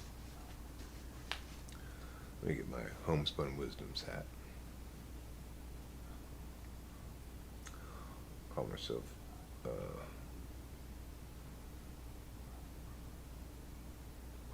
Cranston. Cranston Riggers is my name.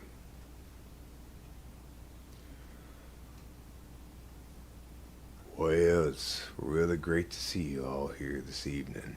I'm Cranston Riggers, and I'd like to share with you some thoughts about how to live. A lot of us wonder, am I living right or am I living wrong? Well, I'll tell you, to live right is to live well. You've got to be kind to other people, and you've got to accept their kindness as well. I went to the post office the other day and was lacking in stamps. I mean, I had several, but not enough, because the item I was attempting to mail was heavier than one that would normally be placed in that size of envelope. However, a wonderful gentleman that I met there, who was a local barber, who ran a local barber shop, he had just purchased a book of stamps and took from his book of stamps one of his brand new stamps and said, "Here, you can have this."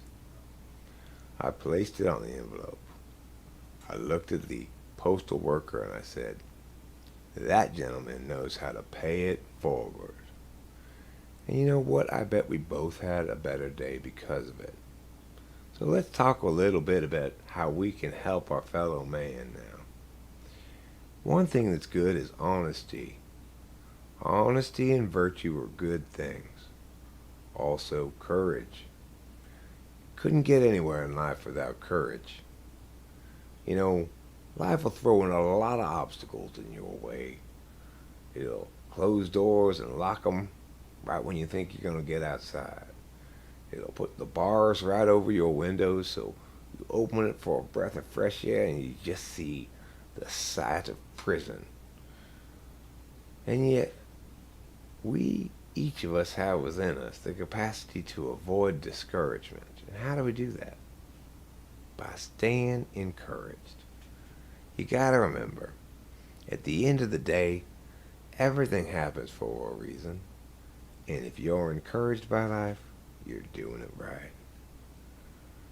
I'm Cranston Riggers, and I'd like to thank you again for joining me on my podcast today, Cranston Riggers' Pleasant Thoughts About Life. You know, I've had a lot of people write in and talk to me about their pets, and I thought, what a great topic for Cranston Riggers' Pleasant Thoughts About Life. Pets are a wonderful addition to our family. They really are. I have a pet at home myself. She's a cat. You may have heard me refer to her. She goes by the name of Kitty, Kitty, Kitty. And she provides so much love to our family. I have a dog at home. He goes by the name of Doggy, Doggy, Doggy. And my family, we just love those pets.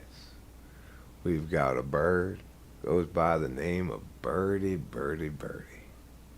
There's a theme. We thought it would be fun. Of course, we got the iguana before we got the other ones, and its name is Iggy. But that's the sort of thing that happens in a real family, you know? Things aren't going to be perfect. Things are not going to be perfect. A lot of people write in and they talk to me about their troubles with love, their troubles with romance. And I just thought, I got to comment on this. It's important. You are deserving of love. You are. You are loved. You are loved. The universe loves you. And you deserve it. Don't let anybody ever tell you otherwise. Every one of us deserves love. Every one of us is worthy of it. Now, a lot of us come into it with some insecurities. Maybe my fingers is too fat. Maybe my knees don't work. Maybe I got no teeth. But you know what? Remember, your partner, your friend, your lover, she's got insecurities too. She's worried about the size of her nipples. Maybe they're square. That's not usual, but there's nothing wrong with it. If you're a lady out there and you've got square nipples, embrace it. Say, my nipples are square, everyone beware, but don't you dare make fun of them there. Yeah. Well, it looks like it's time for a commercial break here on Cranston and Rigger's Pleasant Thoughts About Life. Naturally, I only invite pleasant advertisers to advertise, so stick around and listen for a minute. Hi. Have you forgotten about the olden days?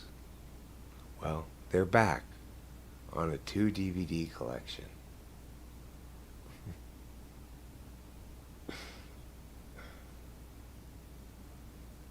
Am I being poetic? I'm being Cranston Riggers, a man who does a podcast called Pleasant Thoughts About Life. Let's talk about the Mule Mountains. You might think, do they look like a mule? No. They're mountains that you can traverse, but only if you got a mule. So actually, you're going to be traveling through the desert. Traveling through the desert. When you're in the desert, what you want to do when it gets late at night is dig a deep hole in the ground. Climb on in there. Snuggle up. And say, thank God I'm underground. What's my favorite part of Chex Mix? There's no part of it that's my favorite. I refuse to discriminate amongst the various individuals making up the Chex Mix in that fashion. I'm sorry you're not as woke as I am.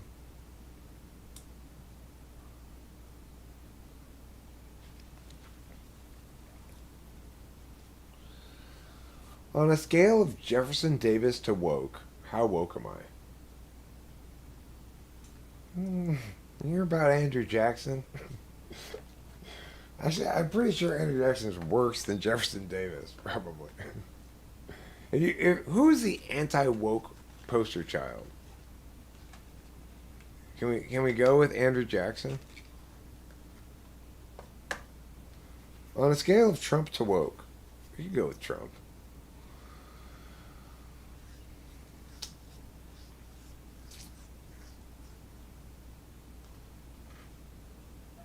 Here they are. That's what I'm doing. I'm nubbing my rips. Chex Mix it has Chex cereal plus some other stuff in it. Like pretzels and shit. It's like party mix. Mmm. Mmm. Mmm. Mmm. Mmm. Mmm. Mmm. Mmm. Mmm. I must increase my bust. I must increase my bust.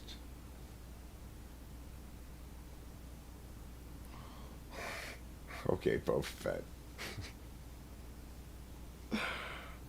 Trump is not a centrist. That would imply that he's got some sort of political philosophy. Trump's what you might call a whimist. Or an arbitrarist. He does have strong positions and sticks with them and stuff sometimes and follows through on what he says he's going to do, but there's no justification process. It's all just completely arbitrary. The bigger the better, the tighter the sweater, the more the boys depend. The more the boys will like us, I think is what it says. Not depend on us. Not everybody likes big titties, you know. Personally, I do. I'm a fan of some heft in the breast, but what's more important is, you know, shape, tautness, and just general, you know. Scale is not as relevant, really, as just boom, you know. Shape constancy, yes. You want to talk boom. Boom sleeping in there right there. Just boom. Like, wow. Thank you, God. Okay. listen, why don't you just wear a fanny pack then? Okay? Mac Daddy? Mac Daddy wants to wear a fanny pack. And do you know there's actually, today I learned, this is from a few days ago, that supposedly Sir Mix-a-Lot wrote "I like big butts" in response to Spuds MacKenzie commercials, which featured a bunch of very skinny models. Who knew? I mean, how much do you trust that explanation, though? That's the thing. He was quoted. That's his. They quoted him as saying that's his explanation, but it sounds like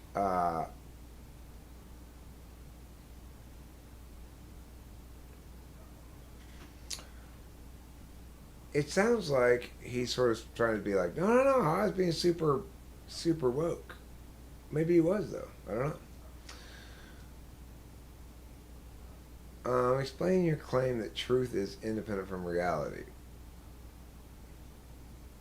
Well, it's not.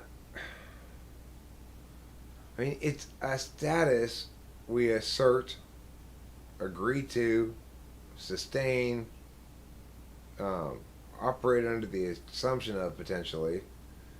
Uh, so that part of it's real.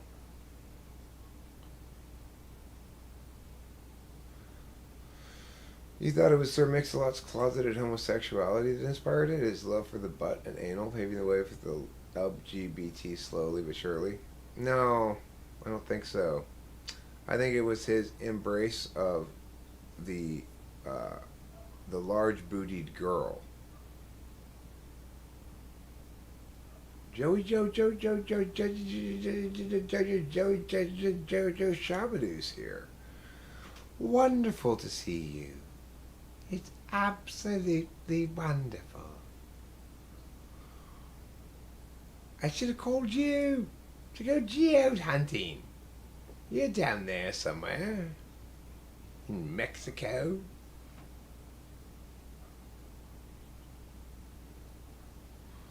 Well, that's true.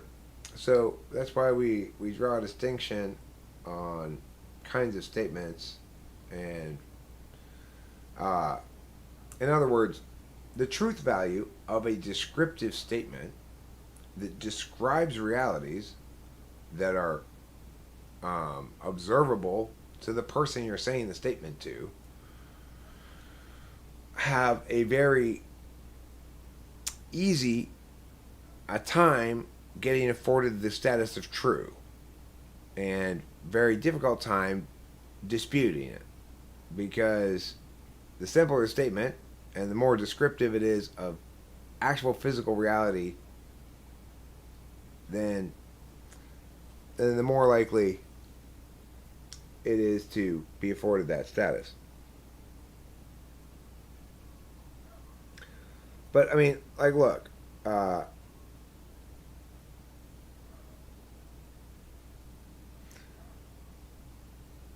so I mean, one point I would make, Rain, is that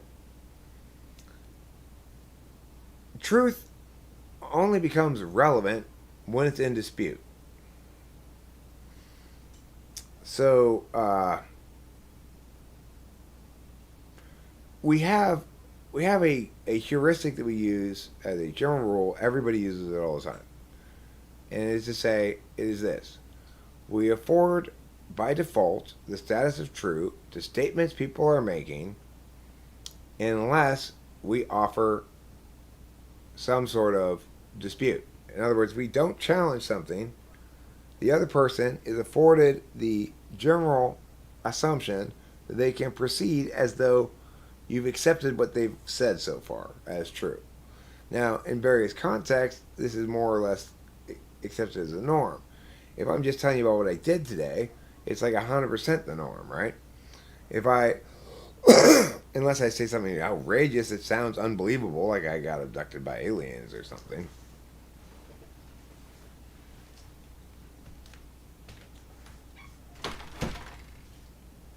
Sorry about that. I just got abducted by aliens really briefly.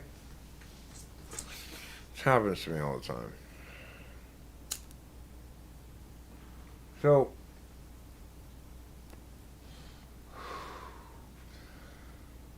karma's pimp. It's important to remember that there is no that truth supervenes upon observation or knowledge. So, in other words, if you don't know anything about it, then it has no truth. Because it's a statement we're talking about. We afford truth values to statements. Things that aren't statements, we might call them true or something like that, but that's just a metaphor. I may say that song is very true, artistically, aesthetically, I mean. It manifests an archetype correctly. But that's a metaphorical use of the term true. The literal use of the term true is just it's a status we afford to statements that indicates we ought to affirm those statements for the purposes of the conversation we're having. There are no statements and things like this that exist independent of people having a conversation or writing something.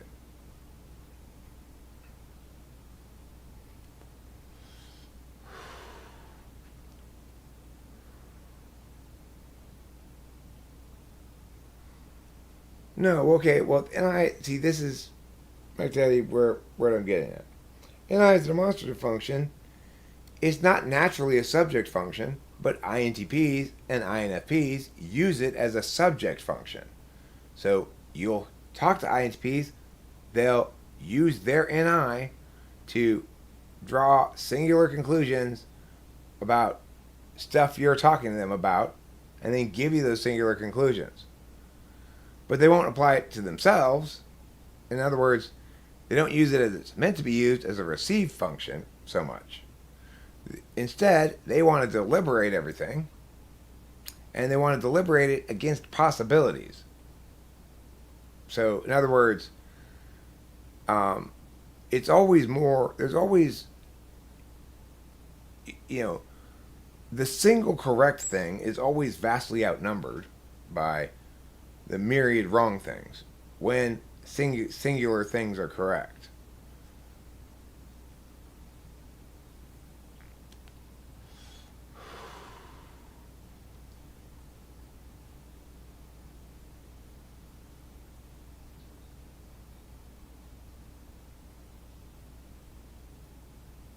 Right.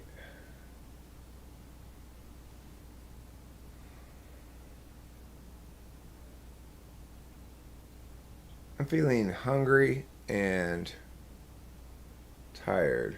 Oh, I want more coffee too.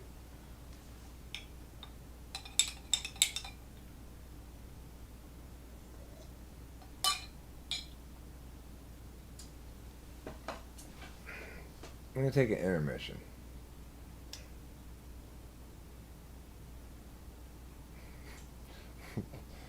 Mackenzie tires me out. The thing is, I don't feel like I ever really get to thoroughly answer one question before she's throwing another fucking massive question at me.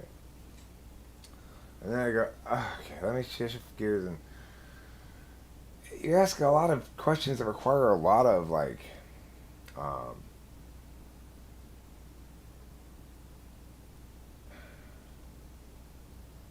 mean, you put a lot of assumptions into your questions, right?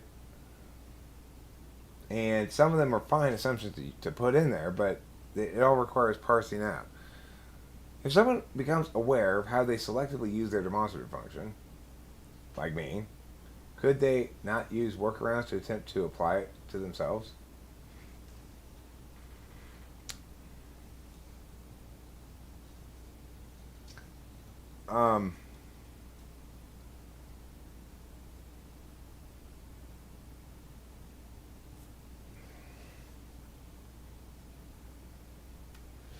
sort of. I mean, for me, it plays out like my workarounds are just basically SI. Uh, there's a general SI sense of remember you're bad at this kind of stuff, and there's specific SI. Remember how I got hurt last time when I had bad TE in this way, so don't do that again. Like I didn't spend as much time fiddling with the guide track as I might have in the past. It's poor TE, very inefficient thing to do. I'm just basically trying to get it to sound more like what I want it to sound like when I do it right, before I do it right.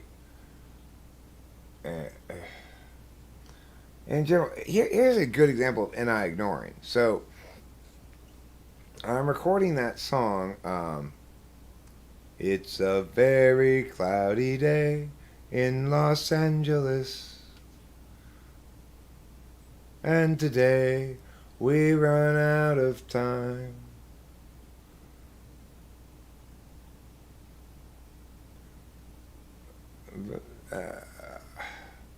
Troubles past, troubles yet to come.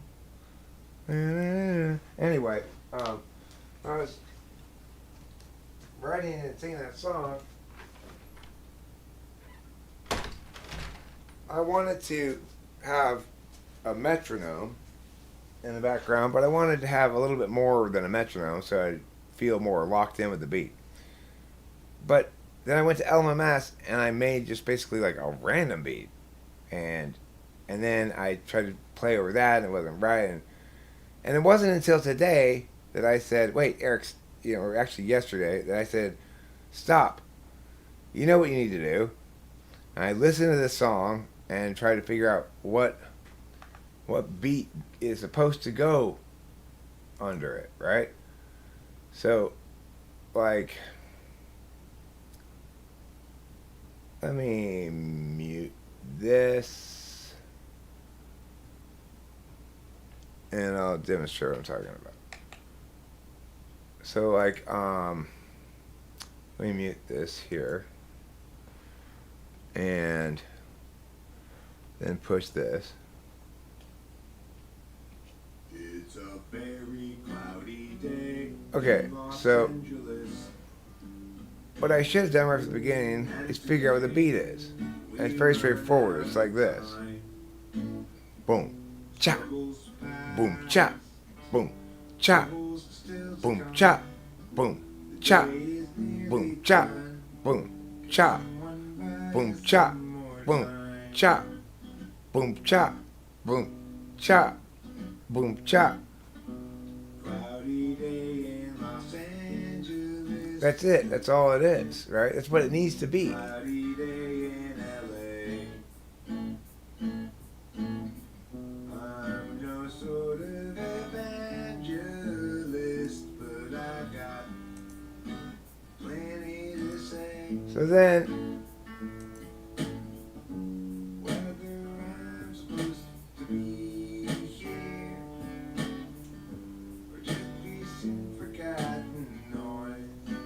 So then, once I had the proper beat that properly goes under that, right? Whether or not, how do you prove that that's the right beat for that? Well, it's the beat that goes with it. It's like, ignoring is neglecting to remember or to notice or to think that if you're gonna play a guide track over it, it needs to be the right beat, for the song. Certain songs like certain kinds of beat. They are certain kinds of rhythm to them, but the rhythm is not the drums, right? The rhythm of the guitar tells you, the rhythm of the song tells you what the drums should be.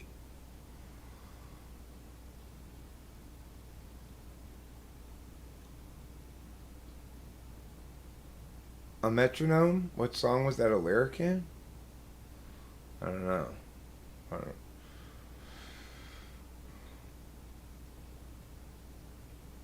How about this? Name this tune. I'm gonna sing you some. I'm gonna say some lyrics from it, and you tell me what the song is. Linoleum floor, linoleum floor. Your lyrics are as dumb as a linoleum floor. Who wrote those classic lyrics?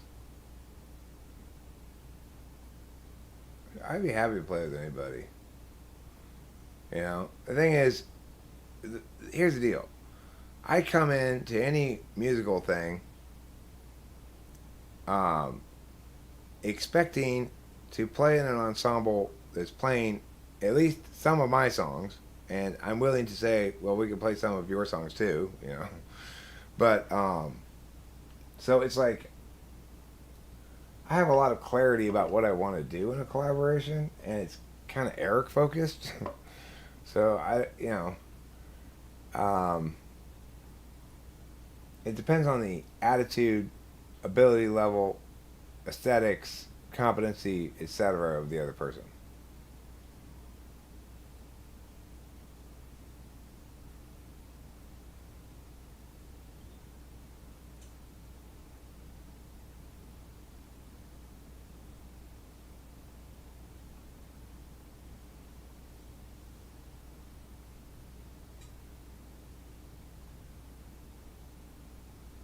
I don't know. I don't know what that last question means, Mac. So questions are equally NE or TI or mainly TI, but can be mixed with any.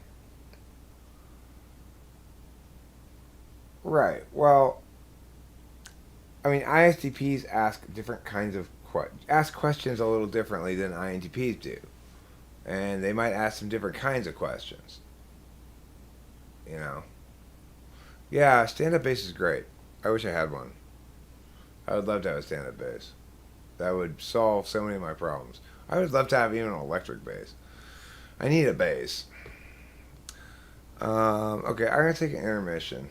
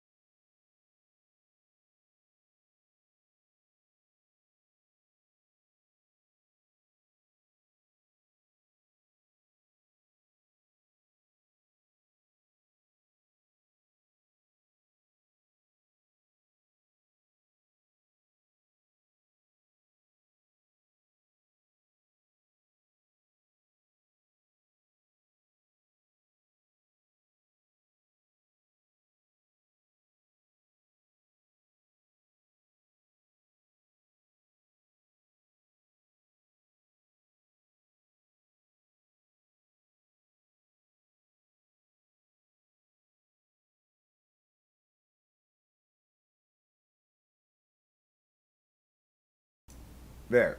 I think the stream doesn't like it when it doesn't hear any sound. While I'm doing this, I'll leave myself unmuted until I get it actually going. I started muting too soon. Alright, so I'm going to put this on the meow with the mew. And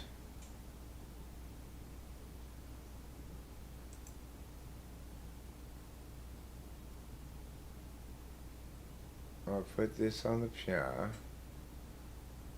And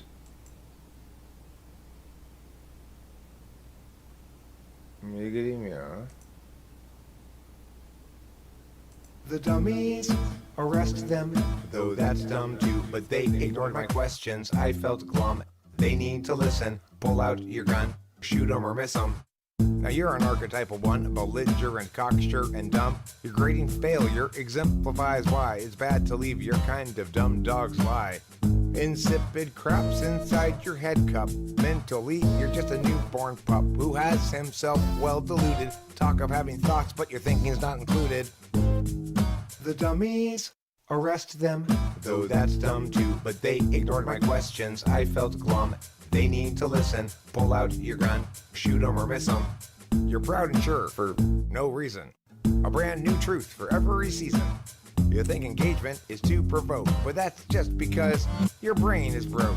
Wait a minute, that's unfair now. You're not dumb for a human, you're smart for a cow. It's not your fault that you can't think, but your stupid still makes our boat here sink. The dummies, arrest them, though that's dumb too. But they ignored my questions, I felt glum. They need to listen, pull out your gun, shoot 'em or miss 'em. And not just you is on that boat, though maybe only you can neither swim nor float. Yet again, you run and get your coat, seize the helm, cheer, steer, and gloat.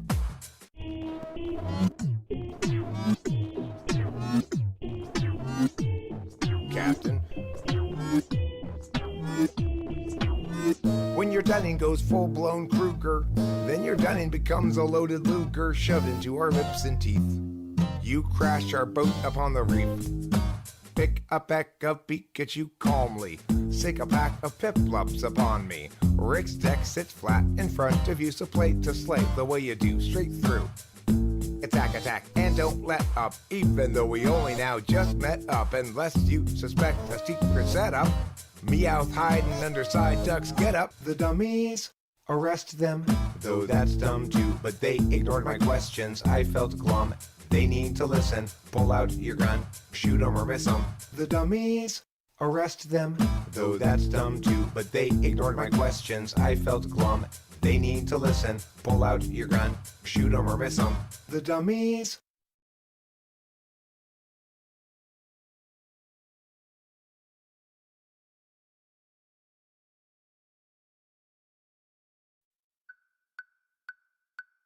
Got a story about 10 years old. It's a song for an open road and such a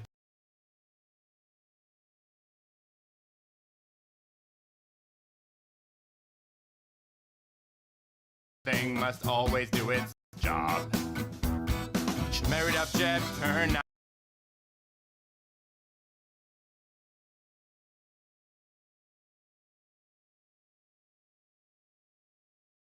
19, 4 years in and 3 kids weaned. Weary now and questioning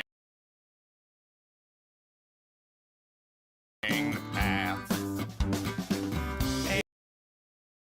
Agency out, paces discretion, locking in our courses, way too young. The urgency conferred is really just depression, making sure those underneath them always run. Doug at 20 found bourbon fun, likewise Doug at 21, and so forth well up into middle age. What he once thought would set him free became his whole identity. Now Doug's about another drunken rage. Agency out, paces discretion, locking in our courses, way too young. The urgency conferred is really just depression, making sure those underneath them always run.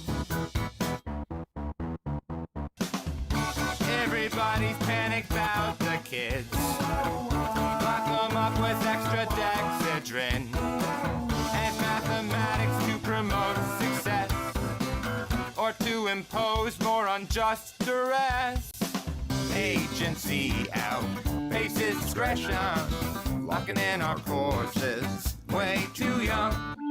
The urgency conferred is really just depression, making sure those underneath them always run.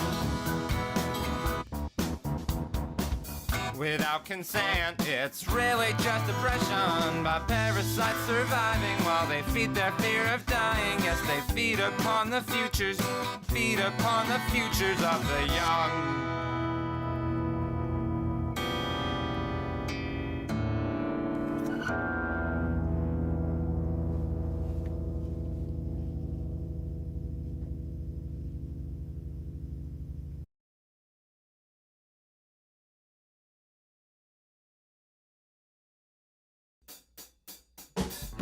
How you Europeans doing? How you Europeans fine? Are you Europeans coming over here? Are you Europeans taking some on?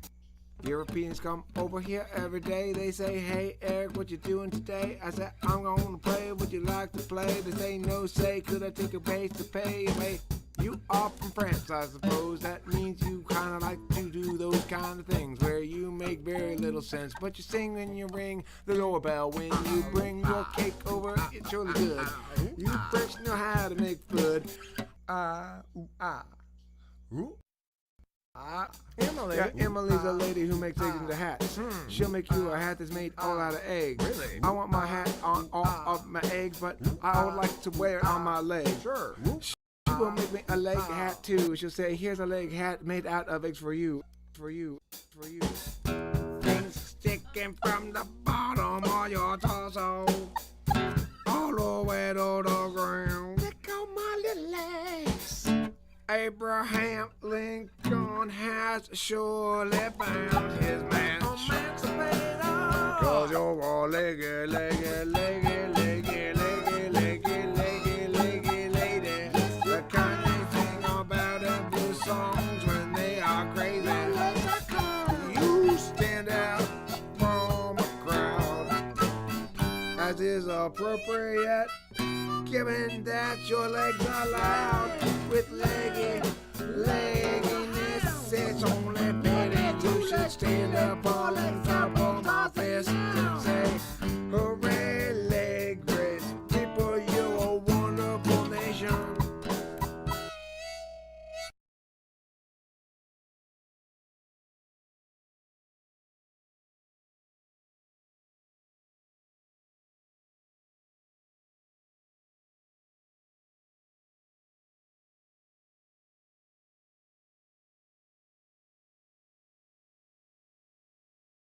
Wake up, your daughter's gone. You and mom had her in the perfect con.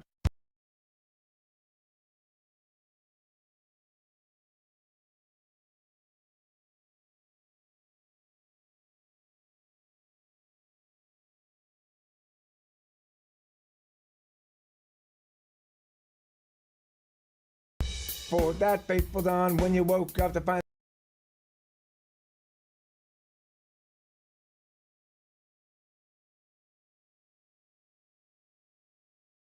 that your daughter's gone. Wake up, your daughter's gone.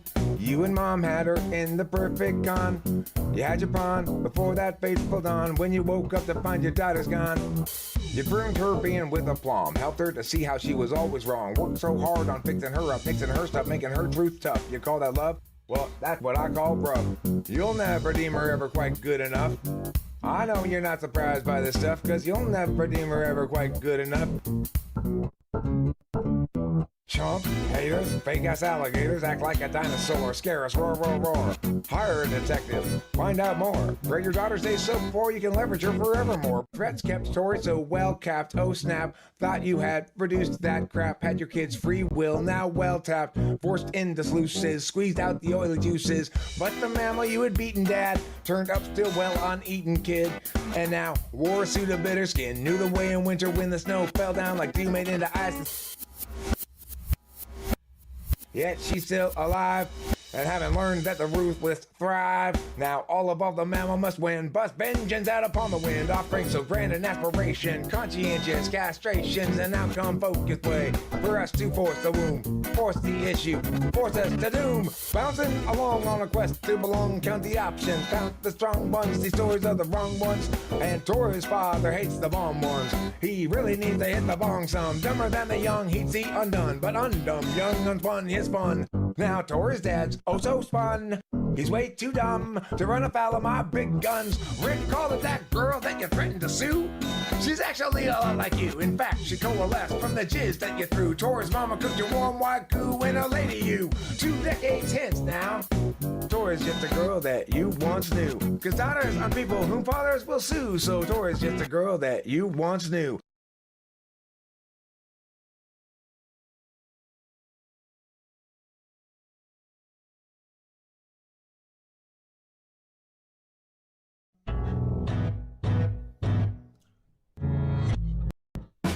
Jonah's got his cabinet stuffed full of frogs. He's forgotten all about his lunchtime date. And Helen's leaving nasty comments on his blog. Cause Jonah's running really very late.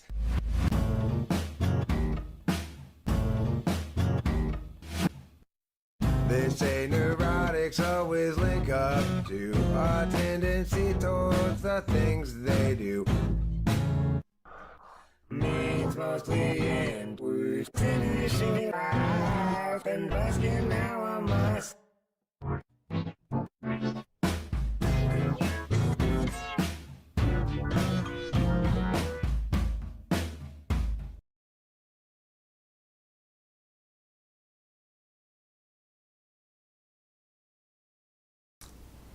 Okay, and welcome back to Talking with Famous People. I'm your host Eric.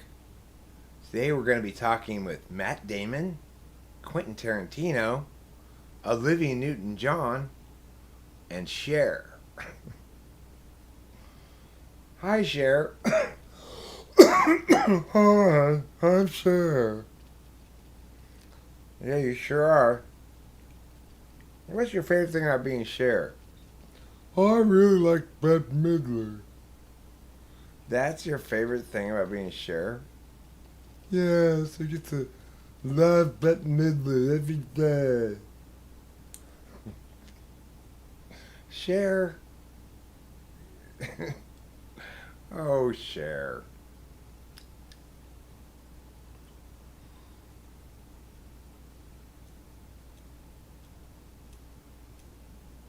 Well, what I want to address is this actual famous people are a nightmare thing. I am not going to be any different than I am now when I get famous. I do plan to get famous. I don't want to plan so much to get famous. It's assume I will.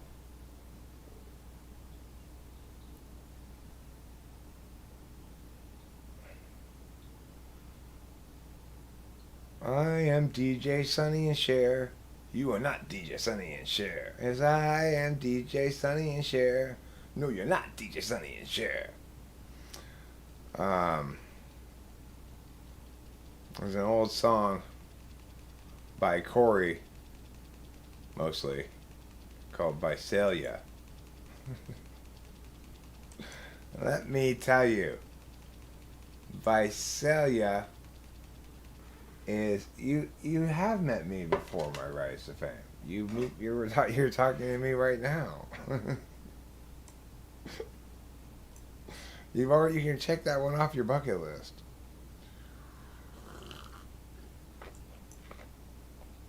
I'm from Visalia. I'm from Visalia. I'm from Visalia.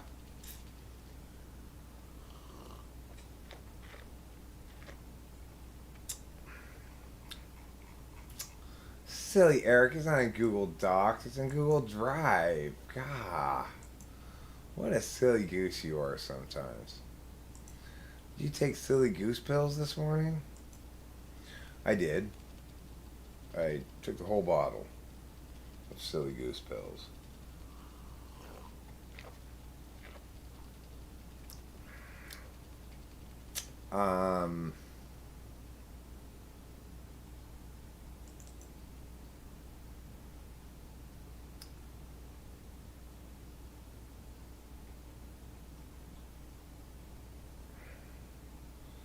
Where is Visalia?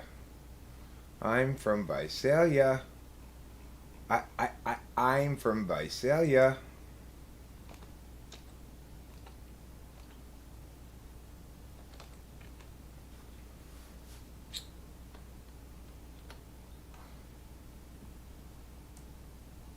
I know you're here somewhere, Visalia. Where are you?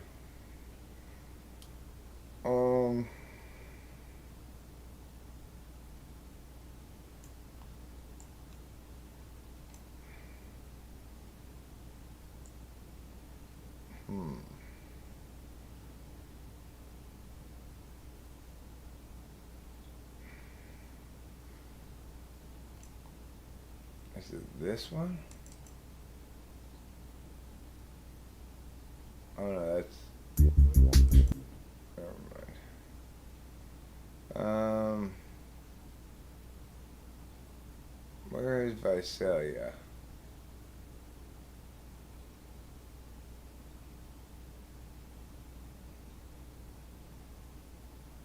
Oh, there it is.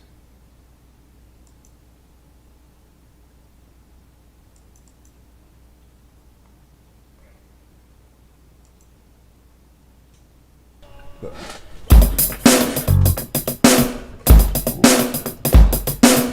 chicken, baby?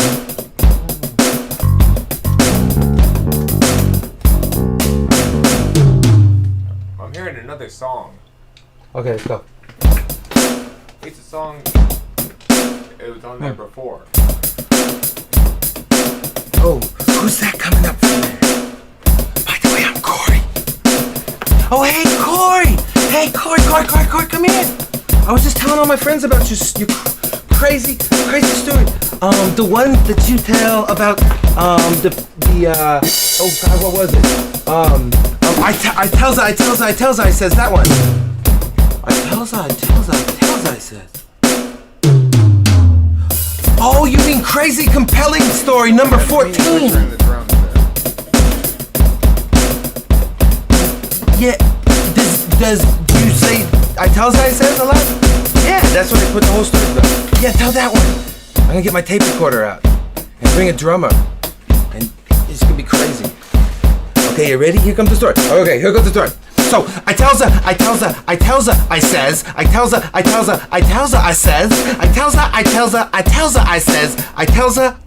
tells her. Oh, that's a good story. What happened next? Well, it's like I tells her, I says, I tells her, I says. Now we're going to Visalia, I says. Visalia, she says. Nothing happens in Visalia. So then, of course, I immediately responded to her and I says, I tells her, I says,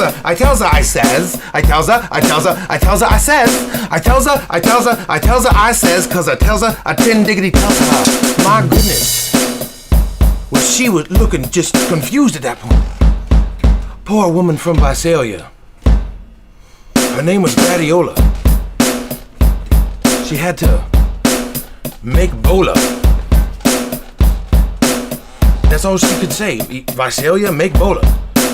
Which is why I just had to keep telling her over and over. I tells ya, I says, I tells ya,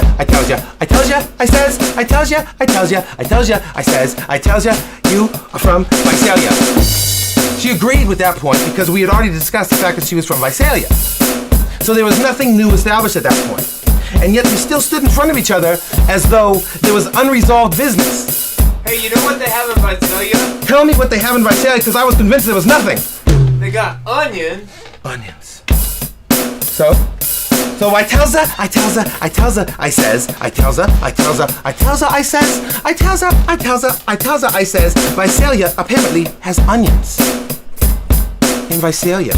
And she just takes this little fucking synthesizer out of her purse and she goes,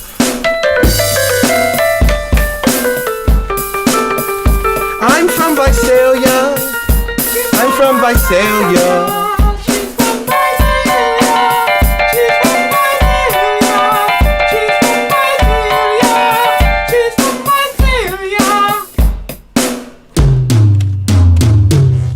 I'm from Visalia. From Visalia. I'm from Visalia. I'm from Visalia. I'm from Visalia. I'm from Visalia. I'm from Visalia. I'm from Visalia. Yeah, you're from Visalia. I understand that. You don't have to say that anymore. I was confused. She, I think, was just naturally confused. And she wanted to just keep repeating that she was from Visalia. So I had no choice but to say, I says.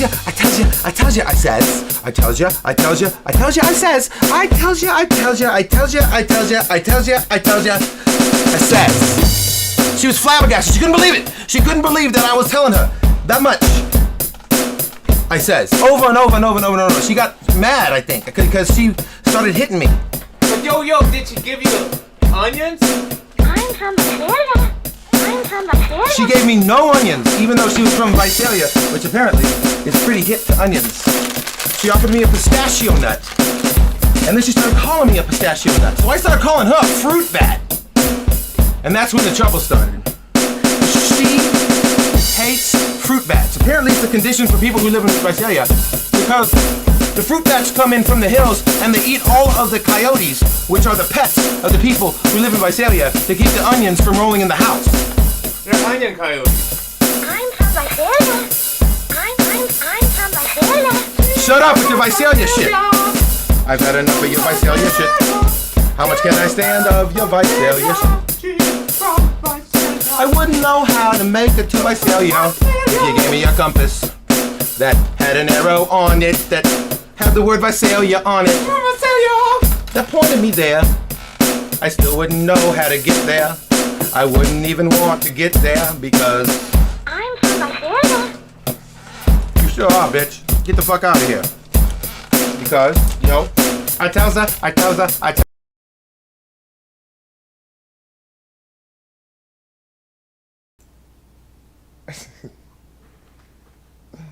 Those were the days. Those were the days. So,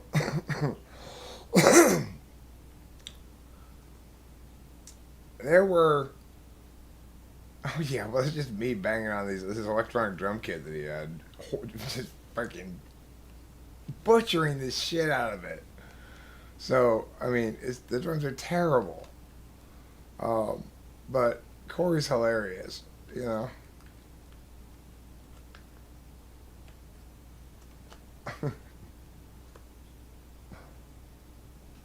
Yeah, I mean, there's lots of problems, but it makes me happy to listen to Corey circa 2002 or whatever. You know. That's super old recording, you know. That's like 20 years old. So,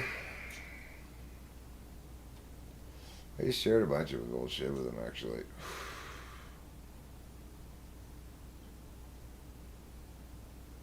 No, an electronic drum kit, it just got pads, and you set the sounds as you want. So it could be lots of different kinds of kits. I always just try to put it on like regular kit, you know. It's just me on the drums adding an occasional comment. I wouldn't say I was really very heavily involved in that.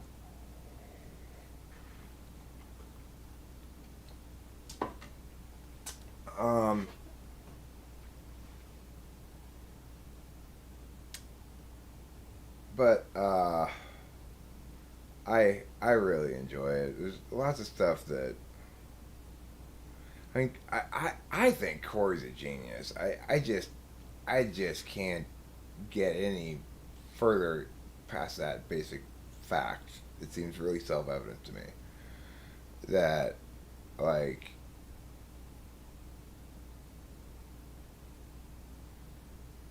he's got some really spectacular songs that are written, not just shit like that. That's just fun too, though. You see his genius in even that. But you know, last time I saw him, which wasn't that long ago, I encouraged him to come over and let me, you know, be his studio monkey. I don't need to. I'm happy to just facilitate, serve. You know, like. I just man the shit. I won't try to push anything on anything. He's INFJ.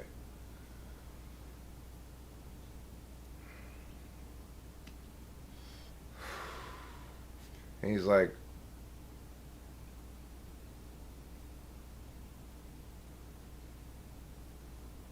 you know what is?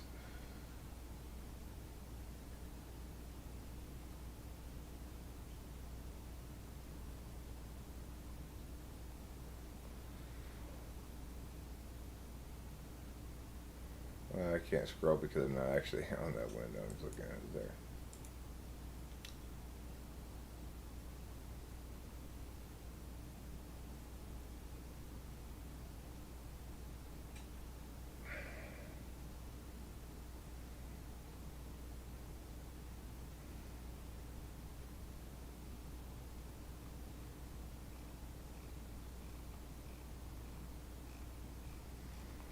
I think about this when the question comes up, and the truth is, this is a Sophie's choice. I do not possess the wisdom of the Greek goddess Sophia, so I would ask more questions. I don't know what you were making a joke about.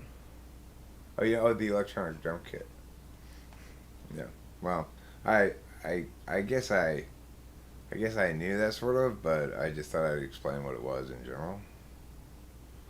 Um, or maybe it's just NI ignoring. I don't know.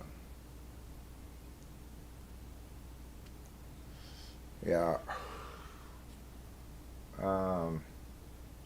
So like one thing that Corey said when I talked to him about making music and stuff is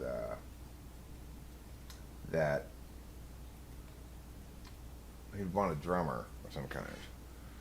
And I was like, get a Ruse Moose, you know? And I played him a couple of things that had Ruse Moose's drums on them, and he seems pretty satisfied with his drumming. Like, yeah, he is good. How much is it going to cost me? And I said, nothing. You know, I feel very much like the supplicant, I guess, in some sense. Maybe I want the relationship more than he does, or it's more important to me or something. Or maybe I'm just more motivated in general because, you know, he doesn't take Adderall. But,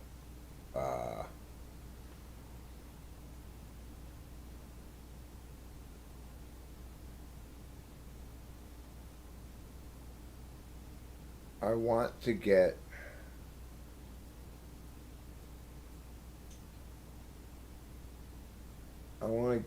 him. I want to hang out with him in ways that are not just hanging out. So, like last time he came over, we just hung out, and that was great. I mean, I'm not complaining about it or anything. I'm just saying, I like to have better fun with him than that. Of course, I have to remember it's definitely a factor that, you know, I'm the one on speed, not him and not other people, and so as a consequence, it's understandable if they're a little less get up and go than me, you know. Long-term visitor area, September through April. So you can camp out there for 6 months and be all legal and official about it if you pay $140. Isn't that weird?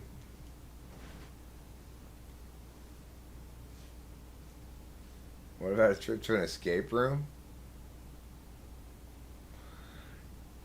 Is that a good idea for TE Polar people? It's kind of like taking an ISFP to an ideation room, isn't it?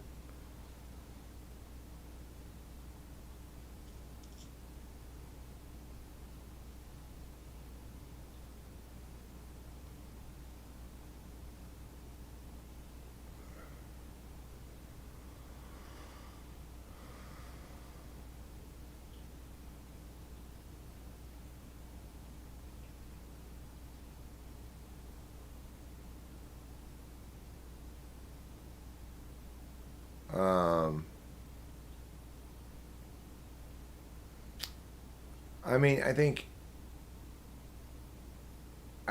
that would probably be more of a problem than a good thing. I think Corey's somewhat competitive with me. I'm not really competitive with him, but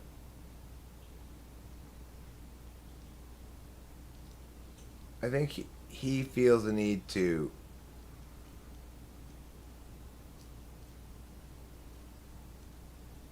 sustain adequate status in general, not just with me.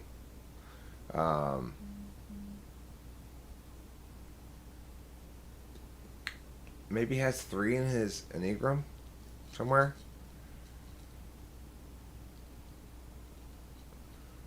So, like, and you know, there's this countervalued FI thing. In some sense, my FI is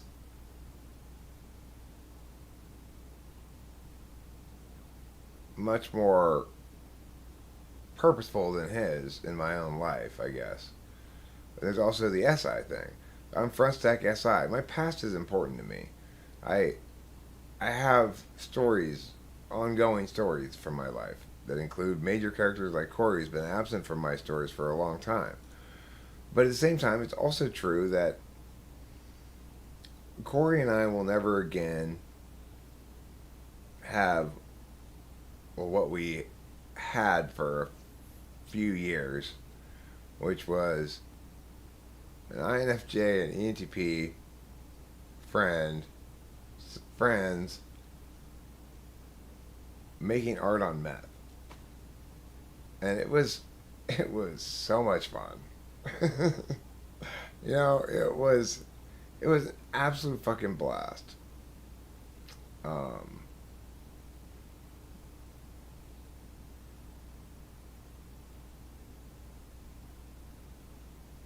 of course, something like that is not a sustainable period of your life. You can't do that forever. It stops being fun for a while. After a while, you know, gets things get weird, but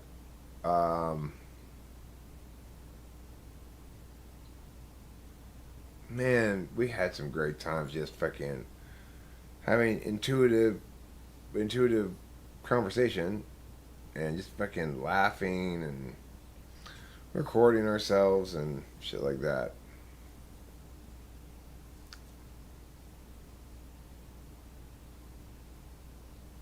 I don't want to go to an escape room.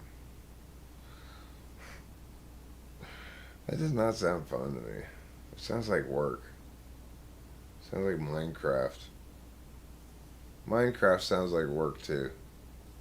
I mean, I would try it, I guess, but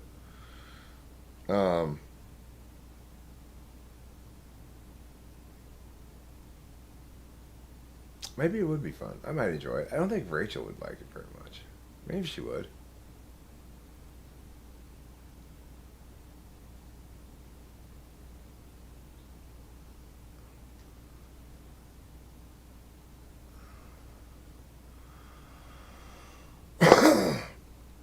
Yeah, Cameron knows Corey.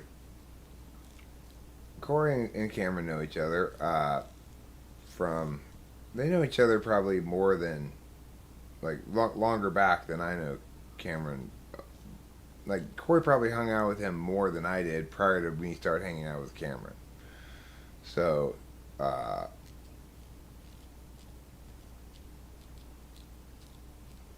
yeah,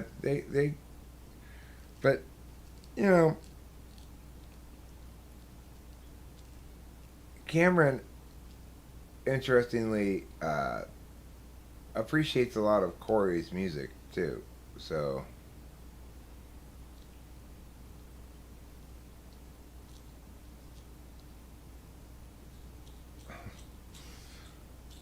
yeah, I'm just a guy talking in my house. Well, now I got some stuff going on, right? So hopefully that'll help a little bit.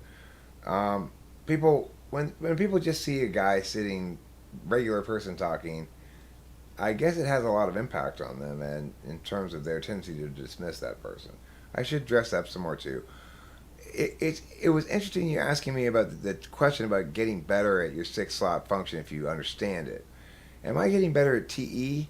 Not really. What I'm getting better at is NI, kind of. It's like,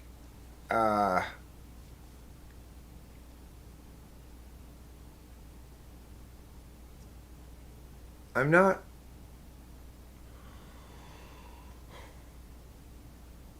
I guess you could say I'm working smarter, not harder. But I guess what I would say is I'm doing less total pieces of work, but more work per on each piece. You know. So are these sunsets too much? Would you like a different backdrop? I could put some different pictures in the slideshow. Are you bored of those pictures now? Let's see what else we got, picture-wise. Are you going to Scarborough Fair? Parsley, sage, rosemary in time?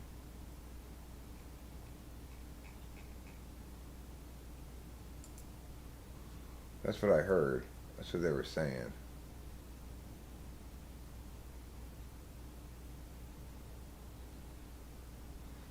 Yeah, that's what I heard.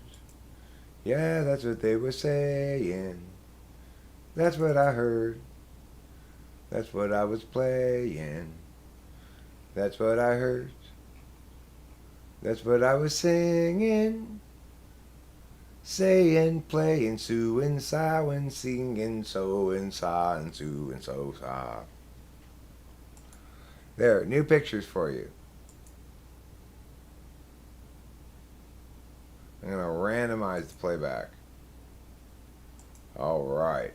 Now you're going to see some new pictures. It's going to be really exciting. What will they be? What could they look like? What will it say? What will you know? Nobody knows. Nobody knows. That's the amazing thing. Not a single person in this whole operation understands anything. Smarter, not harder is TE, yes. But what I'm saying is, I'm actually putting in the same, sort of the same total amount of work, but I'm just spending more time on each video and making fewer videos.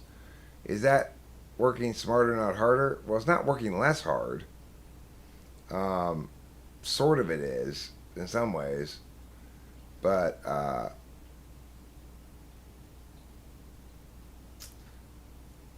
mean, I don't really care. People, I bring it on myself. You know, it's like I bring on the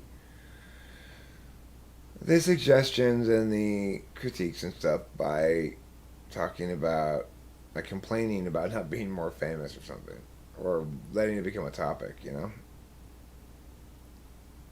First TWFP vid I saw was one of the DSP is wrong vids.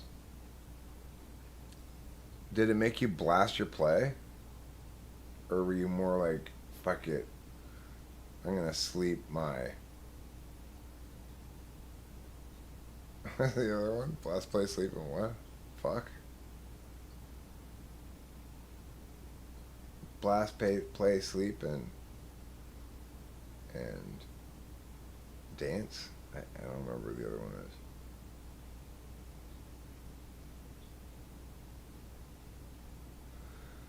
Well, I mean, this is the thing, Mac Daddy. There are lots of people who aren't listening with their TI. To listen is to be a deliberation-oriented person or a receiving-oriented person. And I would say that if you were to actually do any testing to see who listens better, me or Rachel, well, I'd probably win the testing in the sense that I retain more details of what's being said. I understand everything that's being said. She listens well and understands and asks relevant questions and stuff like that. But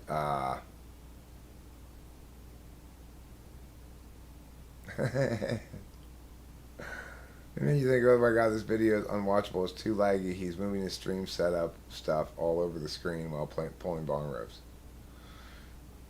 Well, yeah, I do still pull bong rips, but yeah, this looks pretty nice. Why didn't my image slideshow include all those new pictures? What's wrong with it? They're there, but...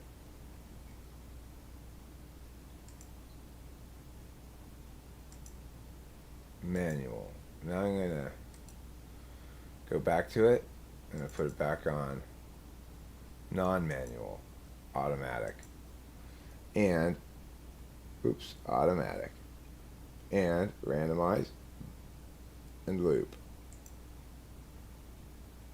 Now I want to move these ones up higher, like pow, pow, pow, pow, pow, pow, pow.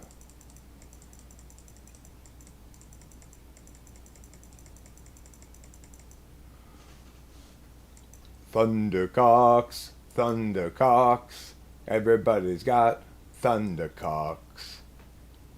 They're not called thundercocks, they're called thunder rocks. if you made videos, it would be pretty much like this. I would not edit partially because I don't know how, because I couldn't figure out how to, in part because I care more about what I'm saying than that. The thing is, you'd probably do a pretty good job of making unedited videos. You'd be more concise than I. I've gotten better at being concise and making unedited videos if I'm uploading a video about a subject. I don't do much of that anymore. I am planning, though, to make a video in which I say, these are the basic things you got to understand to get cognitive functions. And the things are the 4 directions, the fact that the means versus ends, absolute instrumental value, the 4 fields, and the 2 kinds of field. In other words, the attributes of fields. Fields are either communicative or experiential, and they are either in the private or public sphere.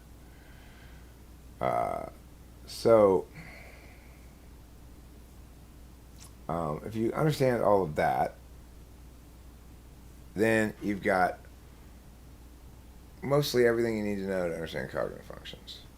Because you'll get that, all right, to talk about this function, first I have to talk about it as what it is, a knowledge function or what.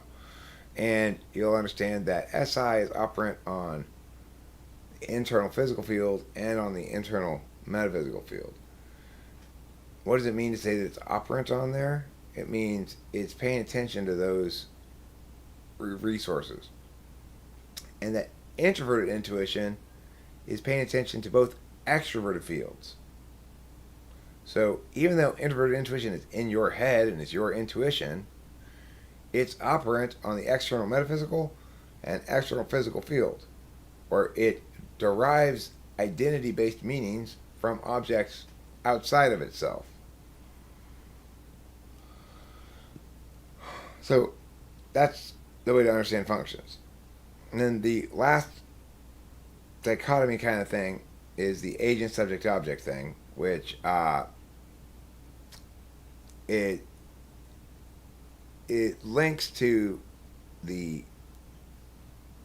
kind of function in the sense that interface and action functions are subject functions, knowledge functions are receive functions, and deliberation functions are get functions. I mean, knowledge functions are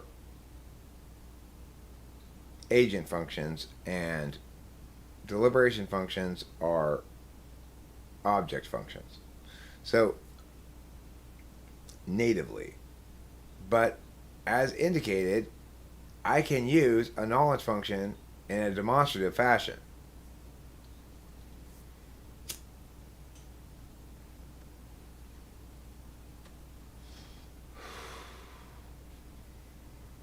Well, let's look at a different example of NI in your SI.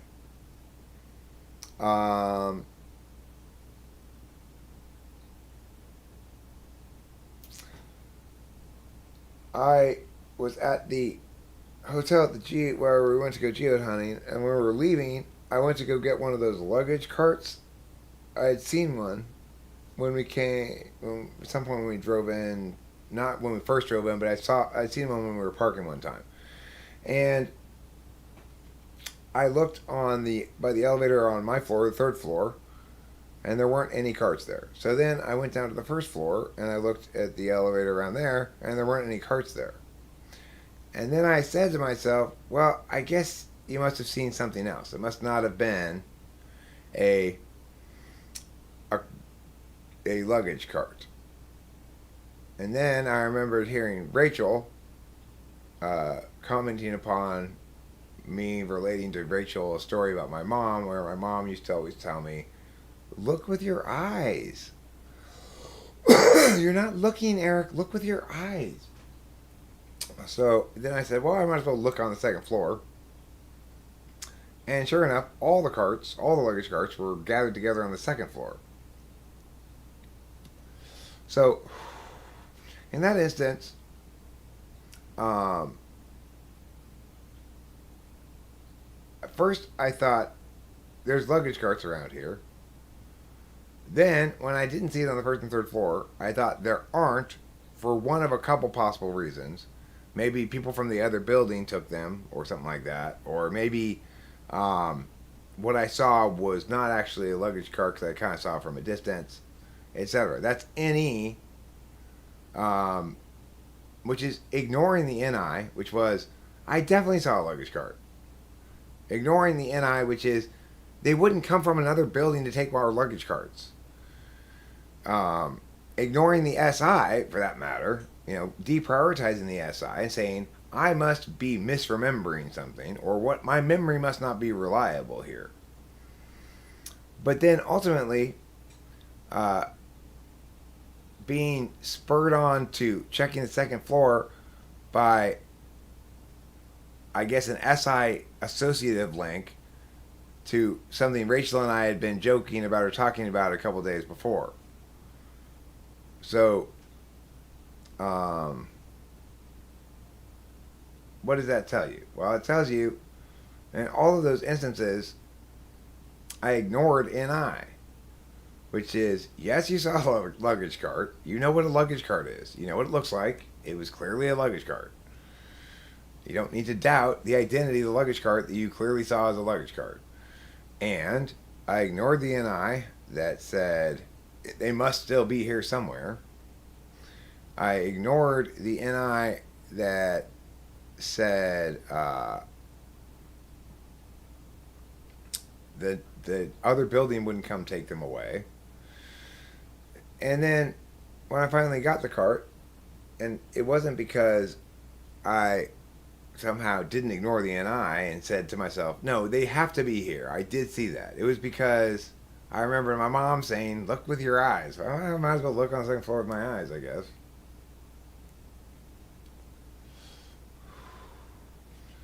So isn't that a pretty good example of what it means to be NI ignoring? The problem is, Mac Daddy, you keep wanting to do it the other direction. Like, so what happened there? And this is the difference between NI fourth, SI fifth, you, versus SI fourth, NI fifth, me. I tend to have the example first, and then come up, and then, I have an example, I extrapolate a rule, I test to see if it's actually an example of a rule or not. If it is, then I give the example as an example of the rule. So, in this instance, I'm trying to explain a concept about NI ignoring and SI. This concrete example is the best way for us to understand it because it shows how the process actually works in real time. But you keep asking about things that are static. Like, let's say a person meow, and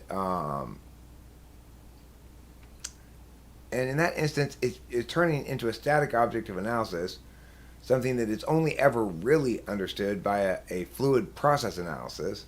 And so, as a consequence, you're going to keep running into conundrums you can't encounter, you can't deal with, because you don't have an actual situation, actual person who's got a complete cognitive function stack, who as a model for the concept, because you're SI ignoring. So in this instance, it's probably helpful to fall victim to the tendency to extrapolate out from your own experience a bunch of rules about the universe, provided you've got intuition and introverted thinking above it.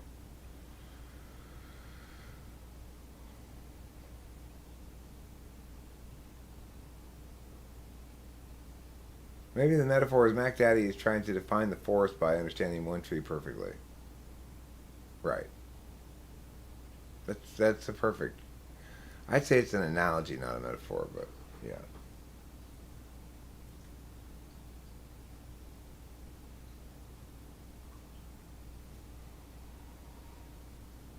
Okay. Is there a minimum age range you could cognitively diagnose as kids as far as functions go? I mean, I diagnosed them as young as 3rd grade before. Not diagnosed them, really, but, what would be the best word? I've assessed them.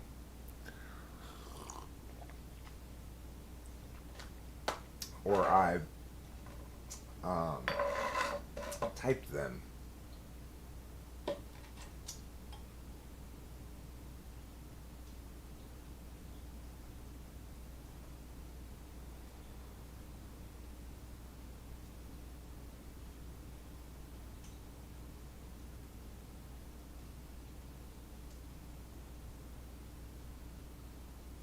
Well, I actually don't think you ignore my answers. I think you ask a new question before I'm finished with the first answer because you've gotten the part of it that you want from it already. I believe you listen to my answers. I not People who ignore my answers are people who are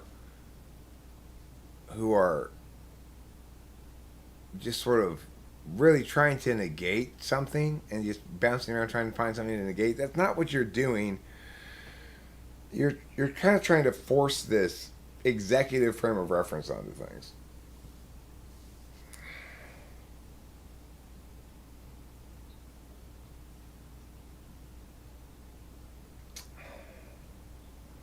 All right, I think I'm gonna wrap it up now. I'm tired.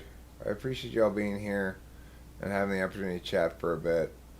I've got a video scheduled to publish tomorrow in the morning, and I currently have plans, although who knows if that's going to happen, but plans to make that video about the basic things you need to know. The thing I kind of said a couple of times. The reason I said it a couple of times, again, I'm an SI person, so I had this idea that I want to do that, and I just kind of repeat to myself in my head or out loud, okay, so that thing got to include this thing, this thing, this thing. And I've been sort of thinking about how to, and use those paddles that Winston's mom sent me, but I was thinking about what else I can do for visual aids to make it clearer. So, and that's all the news that's fit to print. Thanks for being here. I love you all. Don't forget to sleep well or poorly, whatever you choose. And regardless of how well or poorly you sleep, though, I'm going to go ahead and present the conventional wisdom as legit here.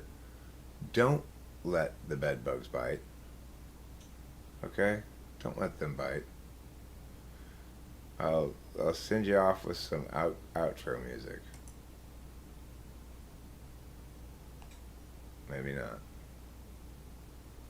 Never mind. Doesn't seem to be working.